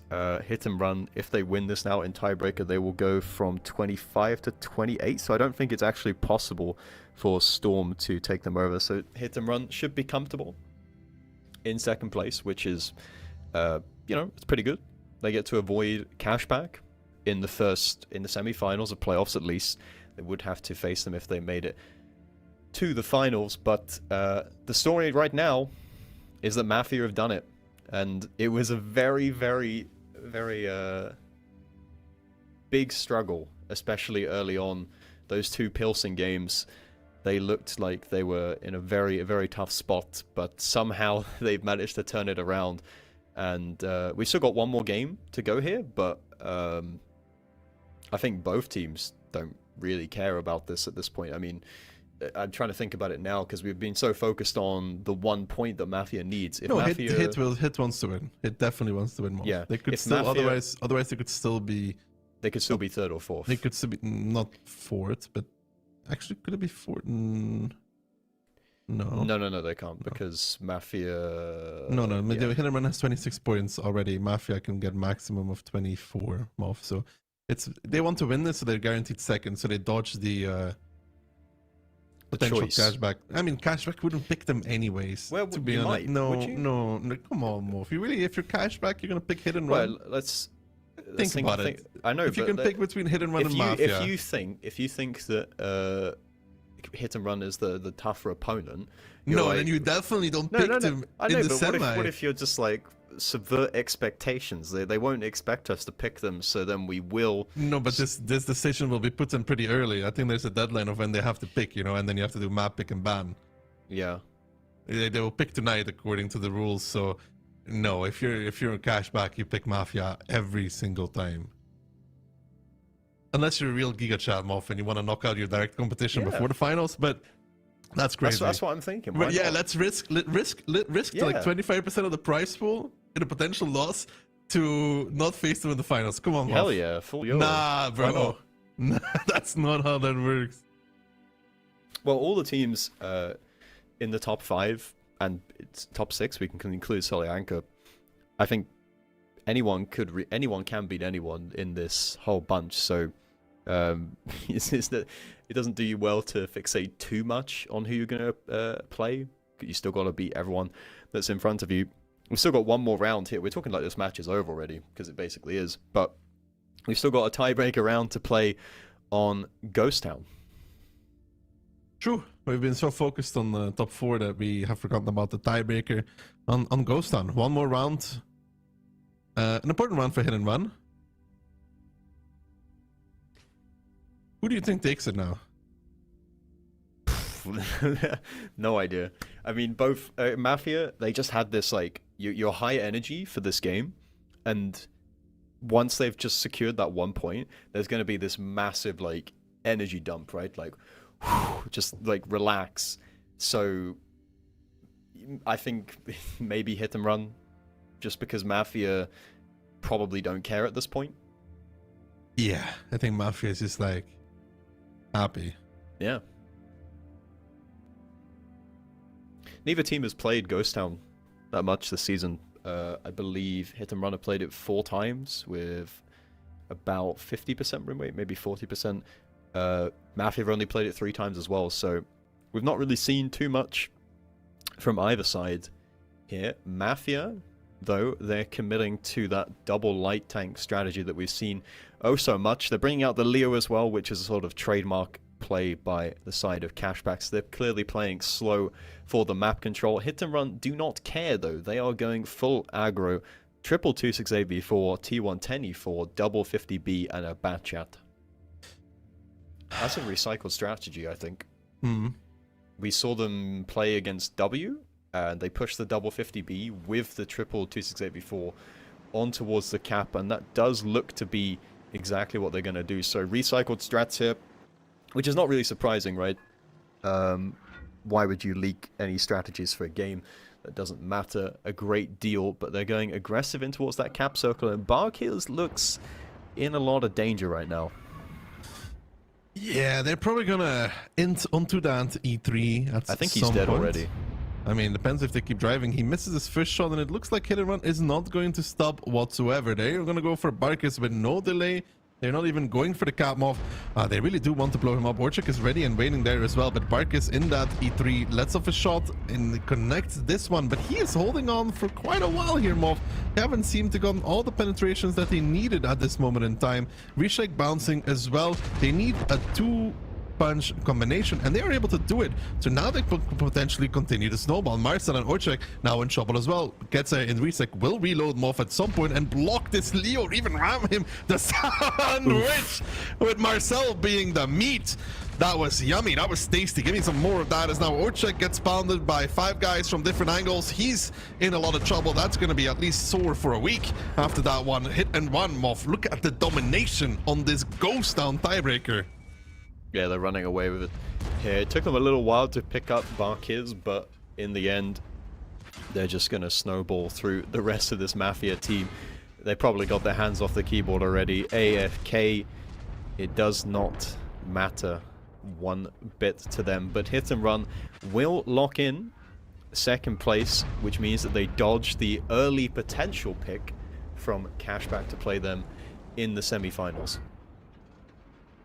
And that locks in our top 4 positions, Moff. That locks them fully, no matter the last match results. It's going to be an exhibition, I guess, between those two in Show some match. way, shape, or form. Yeah, literally show match. They will probably not play their best stuff anymore because they shouldn't. At this point, Kubash gets deleted, and Hit and Run pick up the win. 4-3 over Mafia. They do. They win it 4-3 in tiebreaker. Locks in that second place, and that was the 2 important matches of the day done. And the way they've played out, like you said, it means there's no consequence going to this final match. Will be an exhibition. Hopefully, if we consider that, they might just do something like wild, like something crazy that we've not seen before. Some pocket picks, some potentially some more FV that we've seen on Cliff in the past, because, like you said, it doesn't matter. No, it does not matter. Hopefully we can pull up the updated standings after this one. Well-deserved win there for Hit and Run. That was a really good counter to that split double light strategy. Yeah, it was a recycled strat by then. Barkis actually did 0 damage, so I guess he got to fire once, and that shell did not fly true. That shell indeed did not fly through. So, oh, he bounced twice. that's rough. He doesn't care. He's already having a party. It doesn't matter. Yeah, I mean, I really agree that I think that this round, believe it or not, Mafia couldn't care less anymore, whether they win or lose. Yeah, well, that's the 2 important games done for the day. On the schedule, we've got Cashback against Storm coming up next. Storm, you know, like we said, it's just an exhibition match, so maybe teams will try something experimental, although that's also unlikely, because why would you leak your strategies to the entire world? Why would you do such a thing? Indeed. Mov, when we come back, we'll be facing our last match of the regular season. A little bit of a show match between Cashback and Storm. I'm still excited for it. I hope you guys too. But first, let's take a look at some replays and see exactly how W lost out on that top 4 position.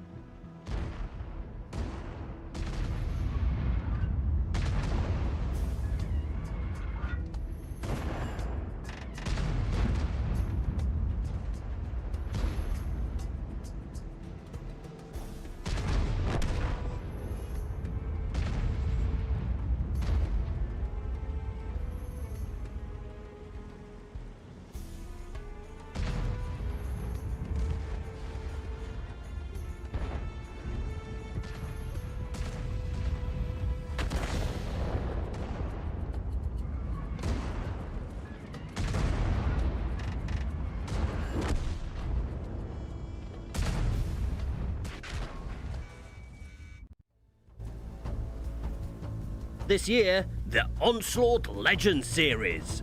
This is your chance to make the event truly awesome by boosting the prize pool and getting a cool 2D style and other goodies in the process. Contribute now.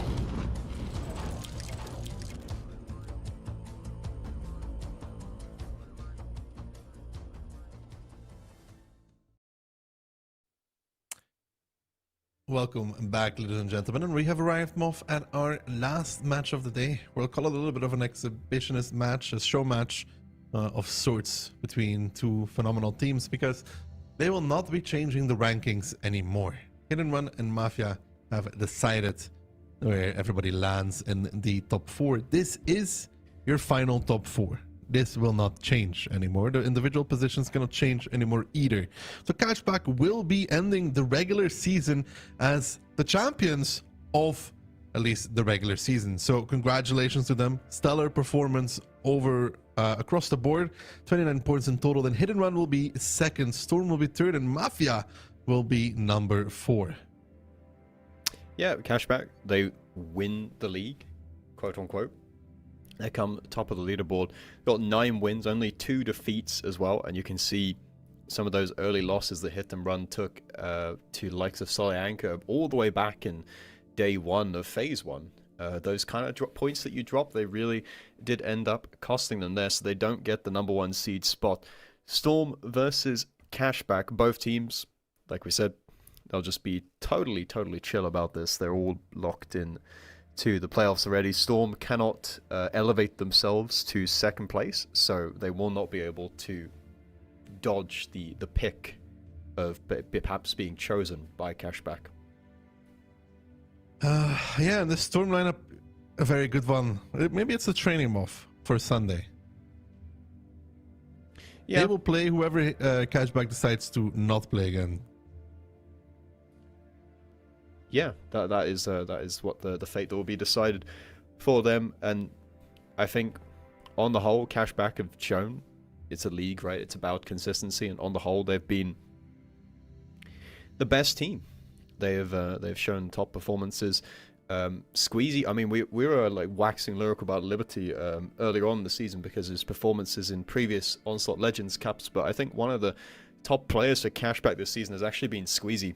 Just there doing good damage because he's like one of the top DPG players in the OLS, but he's not necessarily playing the high damage tanks. He's playing quite a lot of heavy tanks there. Community predictions, not a surprise either. 78% in favor of Cashback. Storm, with a bit of credit, 22%.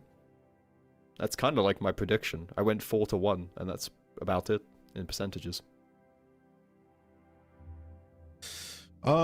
Seems fair to me, but Cashback was the kind of team that needed a little bit of warm-up, though, in the league. Well, I think a lot of teams did. Hit and Run did as well. I referenced that that loss they had early on to Solyanka, and the league affords you that time. I was mentioning Squeezy, and we do have his stats there. 3.2k average damage, and he's played 50 games. That's a lot of battles for his team. On the other hand, matched up against Mineros, who's obviously the player who came over to Storm from Hit and Run, and he's been Storm's top performer, so he's been a great addition to their roster. Yeah, Mineros, the transfer from Hit and Run has been putting out the numbers across the board for Storm. He does play the tank you expect to do that damage to him off most of the time. Yeah, and I said Squeezy, I thought he played more of the heavies. I have strong memories of him playing with tanks like 705A and such, but apparently his main tank is also the Batchat. 89% win pen rate. It's also very important. They keep mentioning that is probably the most important stat that you have. So both players with over 80%, which is about where we want it to be. What do we expect now between these two? Because it's really a match of zero importance. Back in the good old days of WGL Moff, when we got into this kind of a scenario, they would start bringing out the experimental picks, which is always fun to watch. Experimental is one word for it. I mean the Type 5s, you know, the Panzer 7s. Well, maybe you could break in a new meta. You don't know. No one's tried it. And you don't know until you try. map pick and bans. I've got a whole list of notes about this and the win rates and such, but Cashback are just better across the board with the win rates on all these maps. They've got 100% win rate on Ensk. They've only had to play it 3 times, but they have dominated when they've brought it out in the map pool.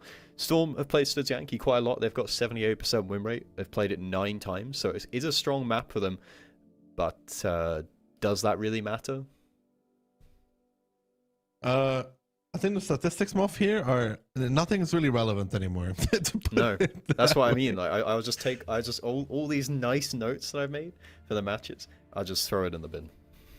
Yeah, I don't know what. Maybe, just maybe, there is still the potential of the saving grace here for like a real performance match might be ego. Yeah, winning. It's possible. I mean, no one likes to lose, right? Like. It's kind of counterintuitive to be like, ha ha ha, we're having fun while you're just getting absolutely shafted by your opposition who's just winning 7-0. I mentioned before the break, because of the nature of like how this match just doesn't matter, we could see some experimental stuff, like potentially. I'm thinking what's going through my head right now is. On Solyanka in particular is double to sack. That's what I'm thinking. Or double griller. Or FV plus... Triple to sack. Triple to sack. FV plus... Triple to sack and 4 268 V4s. There we go. Everybody's tracked. Yeah. That's it. Everybody's tracked the whole time. Smite, Moff. I like it. I like a PZ7 though. Panzer 7, interesting choice. It did get buffed. We need to add the amount of tanks played, you know? Did they do the a prediction sheet this time for that? For I have no clue. Number of tanks predicted. I've tried to do that a couple times in the past for some of the Clan Showdown events, and it's really tricky when you get down into the super niche picks and you're trying to decide whether you want to put that in your list of predictions. And tanks like a Panzer 7 kind of falls under that list. Like I said, it did get buffed, but the mouse is still going to be preferred in pretty much every situation. Same with the 100. Our predictions are out of the window as well, though. I think I predicted Cashback, but you know. I went 4-1 for Cashback, and that was partly inspired by the result, as you can see there on the screen. Phase 1, Cashback dominated that series 3-0, but I don't think that tells the full story because there were some close rounds in there. And Storm, they did kind of get swept away, but they had some creative strategies.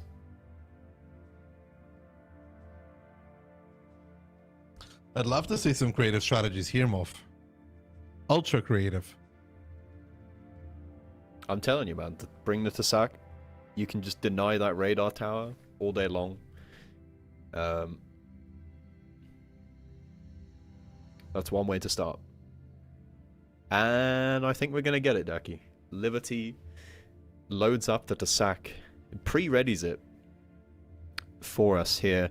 We've got Squeezy, who's going to pick an RHM, so double light picked from the side of Cashback to go with that. They've got a Bliskowitzer, Foch B, T110 E3, double E4 as well, so Barbarian bringing out the Foch B again. We saw that in one of the previous matches, and he was able to YOLO over the A line and do a clip in there. Storm bringing double Bat, double 277, Sente X, a V4, and an E3. So no light from the side of Storm, which could potentially be costly. It's going to be Squeezy to use the plane early on, but only catches 2 tanks because Storm did a very good job of avoiding the early plane.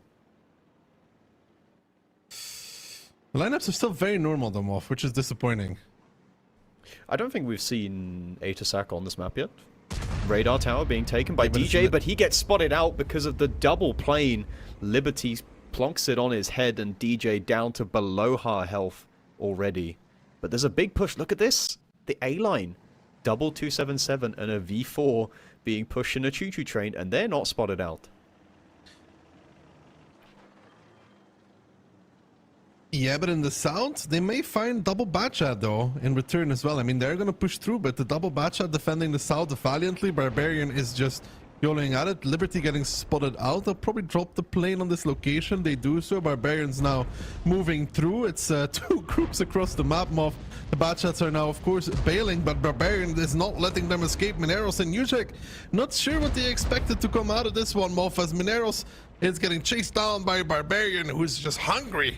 He's got that dog in him. He wants to pick it up, and he does find Mineros with the help of Squeezy. As they lose Aka, their tanks are retreating towards the outside, but they don't have that magical Gorilla though. But what they do have is extra HP. Yeah, the double Batchat had no idea what was coming because they didn't have the light tank in the game. Now Storm have overrun the north of the map and they're trying to look up for more picks here. We've got Yuzek in the Batchat who can clip them from behind, but he's running away from the double light tank and Foch B combination. Ice is taking the strike for the side of Cashback, and it looks like Cashback have got things under control here. Twilight in that E3 is protected by the rest of his team. Yuzek is going to take a strike, but he just about manages to avoid that. But 5k HP up for the side of... Oh, that's a nice little angle that Jordan has managed to find there on towards Twilight. I'm not sure it's going to make a difference, though, as Liberty picks up the kill on Yuzek. Now, in this scenario, with Storm having 6k HP and Cashback having 12k HP off, one could argue that the round might be over. Storm was not ready for that double light strategy on Solyanka.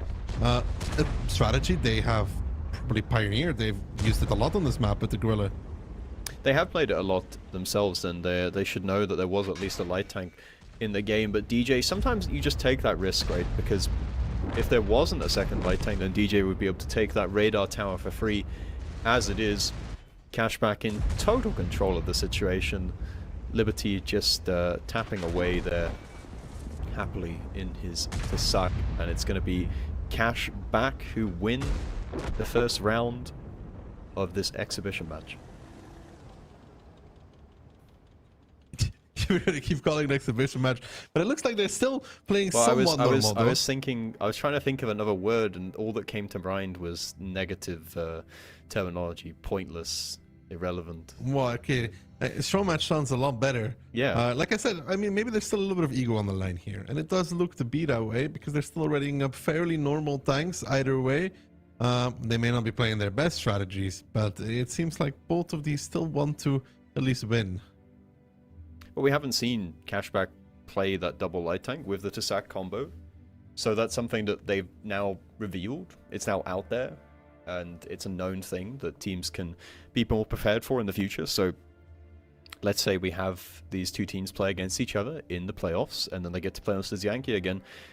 This probably won't work as effectively as it did, right? Because Storm will be looking out for this now, and that is the problem with leaking strategies. Yeah, and they're not going to be leaking strategies in this. There's 0 point. If there was very little point for hit and run to go all out, which again is completely up to them. They had very little to play for, almost nothing. If they didn't feel like playing all out, which we don't know, we would have to listen to the team speak, then these two teams definitely don't feel like, let's use our very best strategies that we have lying and waiting just to beat Cashback to get 4 or 3 points, which we won't do anything with. Maybe they could bring out the Foch 155s again. That seemed to work. That was a great pocket strategy that we saw in the previous play days. Solyanka, round 1, goes the way of Cashback. Storm, can they return fire? Does it matter? No, but it's a good map for them, so you'd imagine that they've got something prepared that they are happy to reveal to the world. I feel like they should up, they won with 2 lights. Now they should try to win with 3 lights. If they win with 3 lights, they should try and win with 4 lights. They win with 4 lights, 5 lights, and see where the limit really is. I think you can just play a little mini game within the best of 7. Every round you win, you take another light. I think one of my most light was 4 or 5 lights. I think it was like 3 BRs and double RHM. And you know what? It's actually really annoying in random onslaught on certain random maps. onslaught, it works very well because the teams aren't coordinated and they don't necessarily know how to react to it immediately. I think we played quite a few rounds where we did like triple RHM on Sand River, and it just worked like a dream because the enemy has absolutely no idea of how to react to triple light, because there's no free picks across the board really, because the light tanks aren't going to let you get close enough. But you'd imagine that if any trickery is attempted, that the opposing team would know how to deal with it.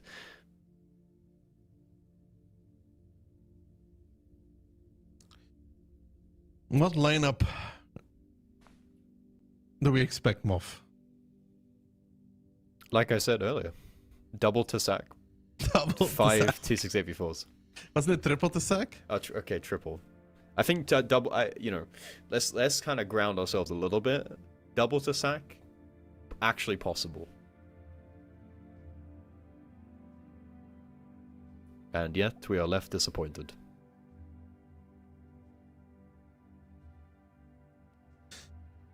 I'm still hungry for that special pick, but Cashback is not having any of it. Double bat, first B, triple V4, make that quad V4 against Storm's 60p 277, W50, E3, E4, RHM. So Cashback is definitely going for the fight.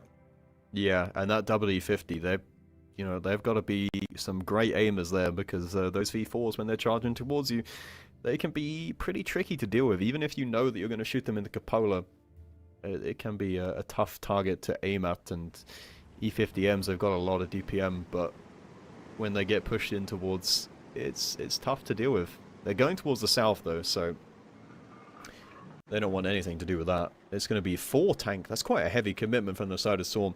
They're splitting off half the team to the south of the map, and if Cashback are quick to react here, they could find some free picks.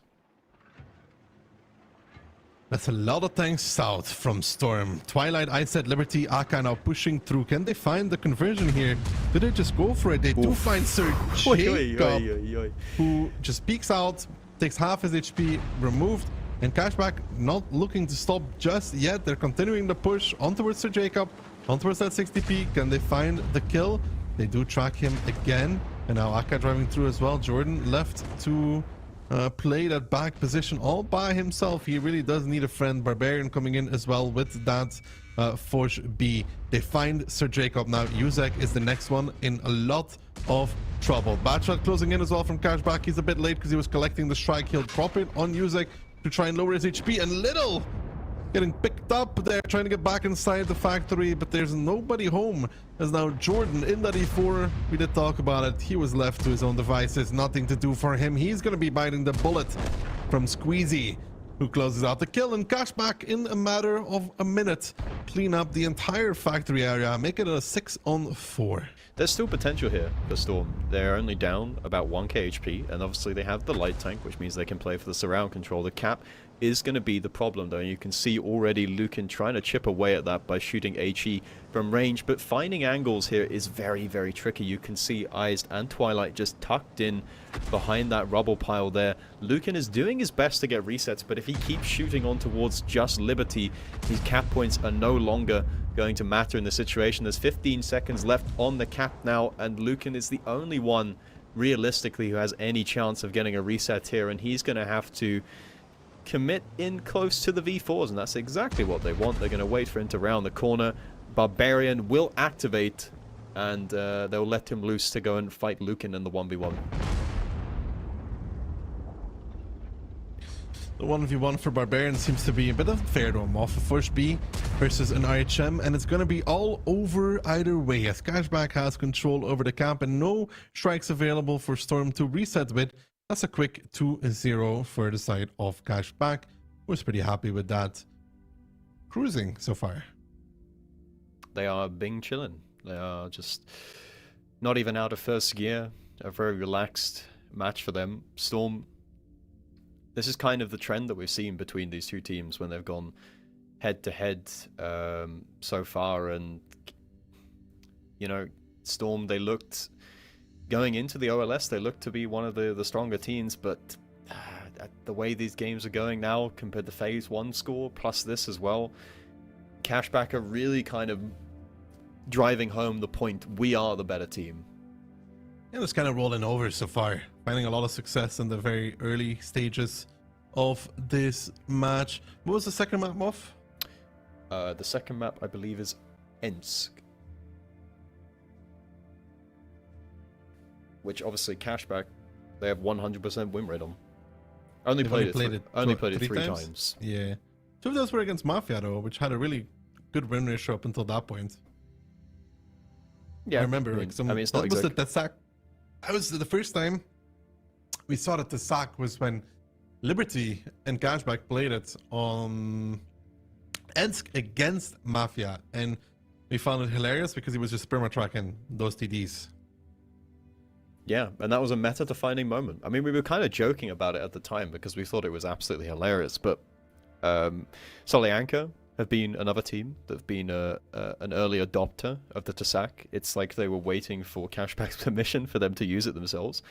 But they've started picking it up, and it has proved to be meta in a kind of weird way because it has a very specific use case with the autocannon being able to permatrack those Juggernaut TDs specifically, and obviously you can spray down the bushline of a radar tower as well, which it's pretty powerful, right? And even in the RHM 1v1s... I had it, I would pick it for Glacier. It's for your random also.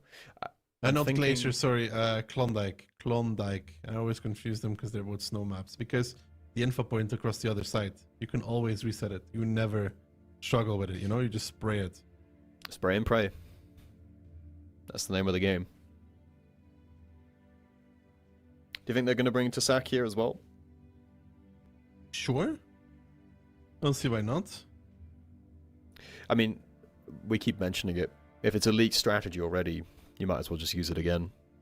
It's worked once. We even saw Mafia actually do a direct copy-pasta of the original Cashback strategy. You get the info from the Tasak in the beginning, and then you decide where you want to deploy the rest of your forces.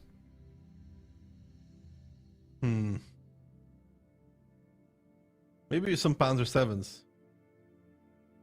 You really really want to see some Panzer 7 action. Yeah, I mean, what's wrong with that? I don't know. I mean, it's different. But I will message Sir Jacob right now on Discord and be like, Sir Jacob, would you make my evening by bringing a Panzer 7? There. If you don't ask, you don't receive, Moff.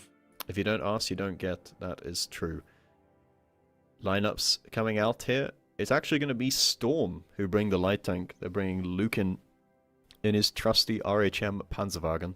He's got a 60 TP in Sir Jacob, 26AV4, then E3, double E4, and a Wheezy TD for the side of Storm. Cashback just going all-out aggression, full TD, full Juggernaut ability. What can you say? They're still trying very hard, very normal lineups, but they'll probably play pretty standard with this Moff. You know, the light from Storm is available. Sad that it's not at the sack, but they could potentially play off of that information with those 60Ds behind it. They will be able to do so. Lukin he has used his plane early on. He spots out 4 guns from the side of Cashback, but he's perhaps missing some critical info. There's 3 tanks that aren't spotted, and they're going towards the field side of the map. The rest of Storm just kind of hanging about in spawn. I don't think they've completely decided what they want to do at this point in the game, but the light tank is spotted out. They would have known there was a light anyway because they were spotted by the plane. But how does Storm react to this? That's a good shot in towards Little. I don't know which TD that was, probably DJ, and you can see the E4. It looks like it's a tank that has armor, but it actually doesn't, and Little is finding that out right now as he tries to side scrape for some reason. But in terms of map control, Moff, Cashback has positions that you normally don't have from the south. Taking the info point, taking the strike as well. That's not very common from that side. That's a lot of map control taken away. And info provided as well, so the light tank not really finding the best usage right now. He even takes a shot and is kind of stuck there. But Storm, they think they found an opening here. They're going to go for the push, the side of Cashback. They've only got 3 tanks on this side of the map, but they are pretty entrenched. It's going to take a while to kill the likes of Aka in the T110E3, especially when you don't have high DPM tanks pushing him down. Lukin wants to go with them, but he's just going to get focused out if he does. Lackey takes a shot from the side. That's actually Crossfire from the city. That's Barbarian and Eyes putting in a shot there. So Lackey down to just 900 HP. Lukin now takes a shot as he tries to overpeak to punish Acker, and Jacob is by himself here, and Acker is pretty much hold down to him. So there's nothing going on here. Lackey's caught in the middle of no man's land as well, and this push, even though they have the numbers advantage, it's not really going that way.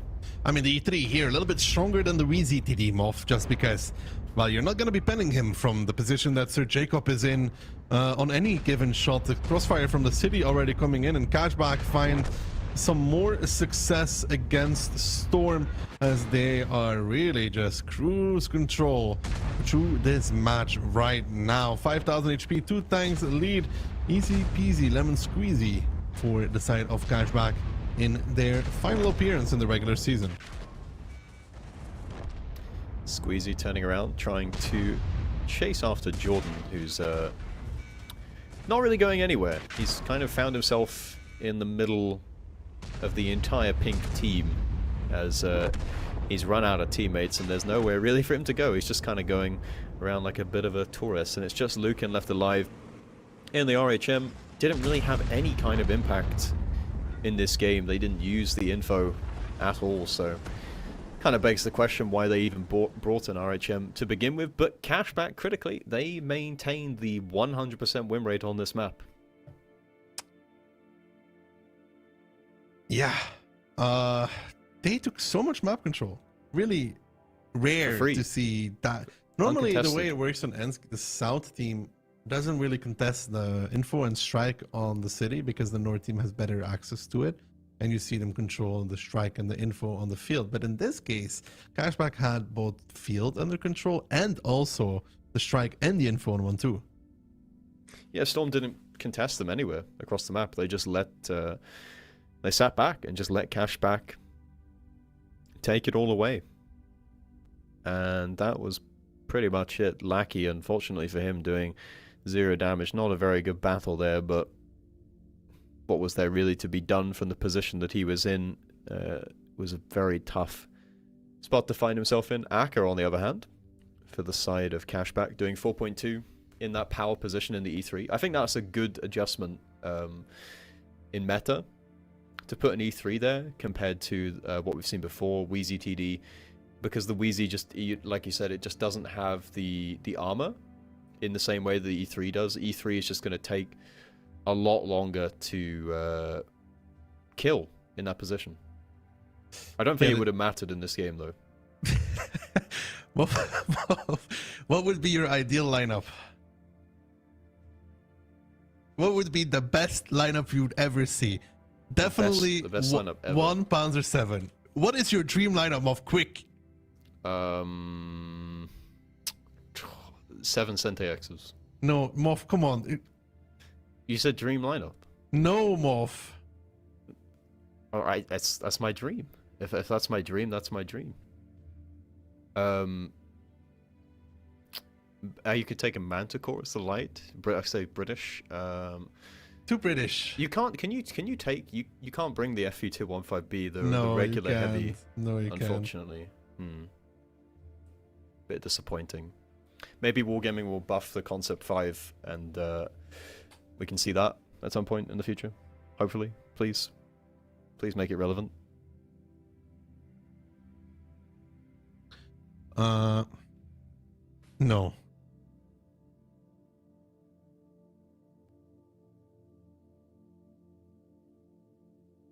I'm just waiting. Sir Jacob was teasing with my feelings, Moff. You know what I mean? Oh, did you actually? Oh, I thought you were joking. Dude, I was legit, dude. He was like, okay. he was like asking me what tanks would you like to see, you know? And I asked you, the Sorry, best you came up with was 7 AXs. Sorry, I was not informed. Dude, I didn't realize this was. I didn't realize this was real. I thought we were in Fantasyland. No, this was real. Oh, damn. Why didn't you tell me that? I basically said as much. Heavily implied. That was so implied. I think it was implied by the quick. No more special.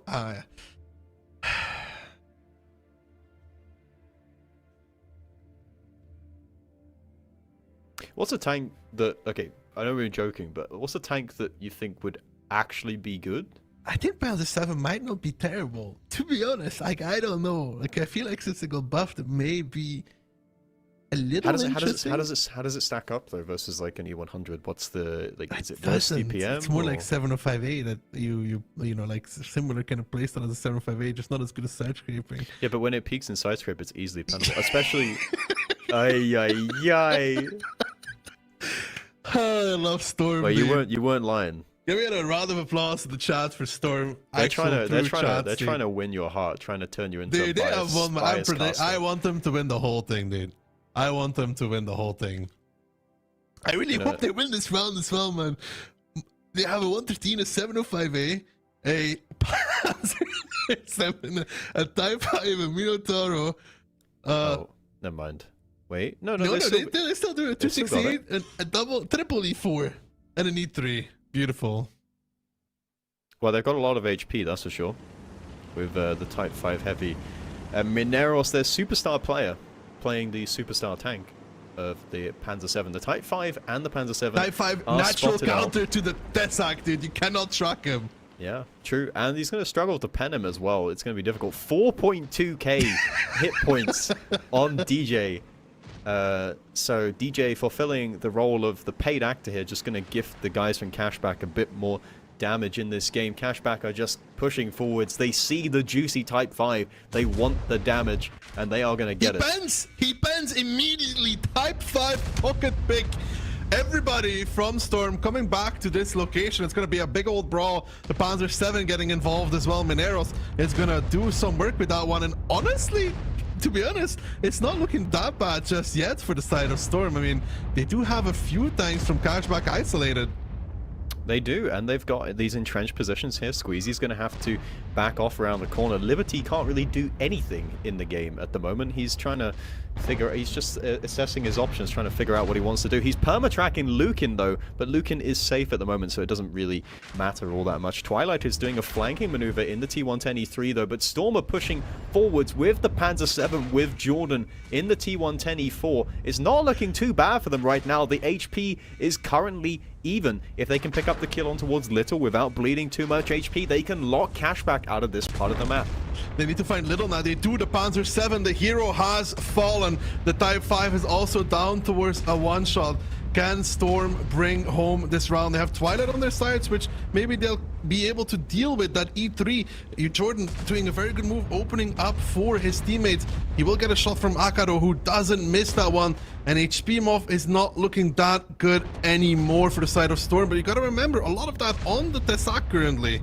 It is a lot of HP on towards the Tesak, which is completely useless in this kind of a game. Liberty trying to make some moves through the field now.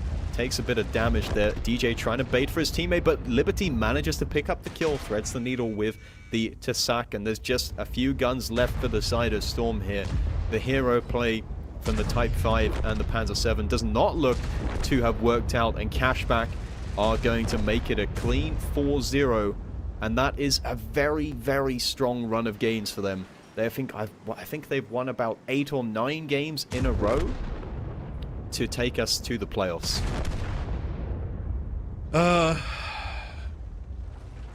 Yeah.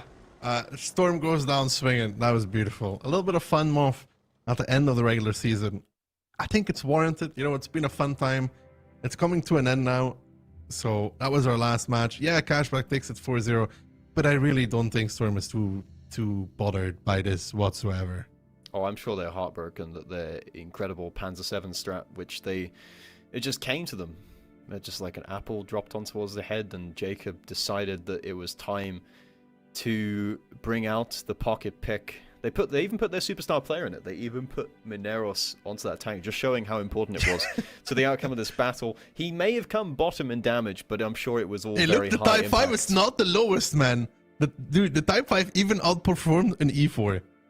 Yeah, and both those tanks now go into Phil's spreadsheet of data, in which they will have 0% win rate and probably never get played again. You never know. You never know. There's always next season. Yeah, I'm talking to Sir Jacob on the side, and he says that they're absolutely devastated, heartbroken, and are going to need at least a few days to mentally recover from this devastating loss, and that, you know, they really put their heart and soul into this match. And, you know, sometimes, what can you say? That's just the way it goes. Yeah, Storm losing out 4-0. It is a crushing defeat. You are correct. And Cashback, play it by the book. No messing around. They're a more serious team, aren't they? They take themselves very seriously, and they will go into the playoffs as the #1 seed. And as we've mentioned throughout the stream, if you win the league, so they're the #1 spot, they now get to choose between 3rd and 4th position who they would like to play in the first round of the playoffs, who they want to play in the semi-finals. So they can choose either between Storm, who they just played, or they can play against Mafia. Now, which team would you prefer to play out of those two? I mean, did they actually? We did just receive the information that Cashback have immediately picked Storm. So off the back of that performance, Cashback are like, oh god, these guys suck. We just beat them 4-0. Yeah, hell yeah, we'll play them in the semi-finals. You can see there the final standings. Cashback at the top with 33 points. Hit the Run in 2nd place with 28. Then Storm in 3rd with 23. Mafia on 22. Tied with W, of course, but they win because they have a better round difference. They may be training partners with Mafia. Cashback. That is the biggest reason that I could find behind this. You would pick... You wouldn't want to play your sort of close team, right? That you've played against a lot. Because there's a possibility of them counter-strapping on towards you. You know, I'm chatting to Jacob on the site, and he did confirm that Cashback and Mafia are training partners, so that makes a lot of sense. You actually don't want to pick your training partner. You really don't want to do that. Like I said, the counter-stratting potential there, it can get kind of crazy into the sort of cycle where it's like, oh, if they're going to do that, then we'll do this, but if they do this counter, then we should probably react like that. Anyway, those are the drops. We've got the mystery drop on Sunday for those playoffs that will be available to you guys at home. Some of the tanks and some of the things that are available in that, if I can remember quickly, I think there's an ISU 152K available. Tanks like it escapes my memory, but there's a lot of goodies in there for the people at home. Yeah, there's a lot of goodies still on Sunday when we have our big finals. 2 semifinals, 1 grand final for Europe, 1 grand final for North America. Gonna be a marathon stream because I believe, if I'm not mistaken, it's 2 best of 9s for the semis. So that's 2 times best of 9. Which is normally the format that we used to have for just the finals, but this time for the finals we'll have even more rounds of World of Tanks. We'll have BO11s. Yeah, that really is quite the marathon. And then you're forgetting as well, the NA match is going to be played at the same time. That will be just slot in after the 2 semi-finals. Yes. And I think that's also a best of 11. So yes, there's so 2 best of 9s, 2 best of 11s. There's a lot of games to cover over the weekend. Should be plenty of time for the people at home to collect the mystery drop. I have just brought it up on my second screen. You could have the chance to get a Caliban, an ISU 152K. There's a whole bunch of styles, Ad Astra, Galahad in there as well. Premium time, IS-3A, Canona Jagdpanzer 105. So a lot of stuff that is available over the weekend.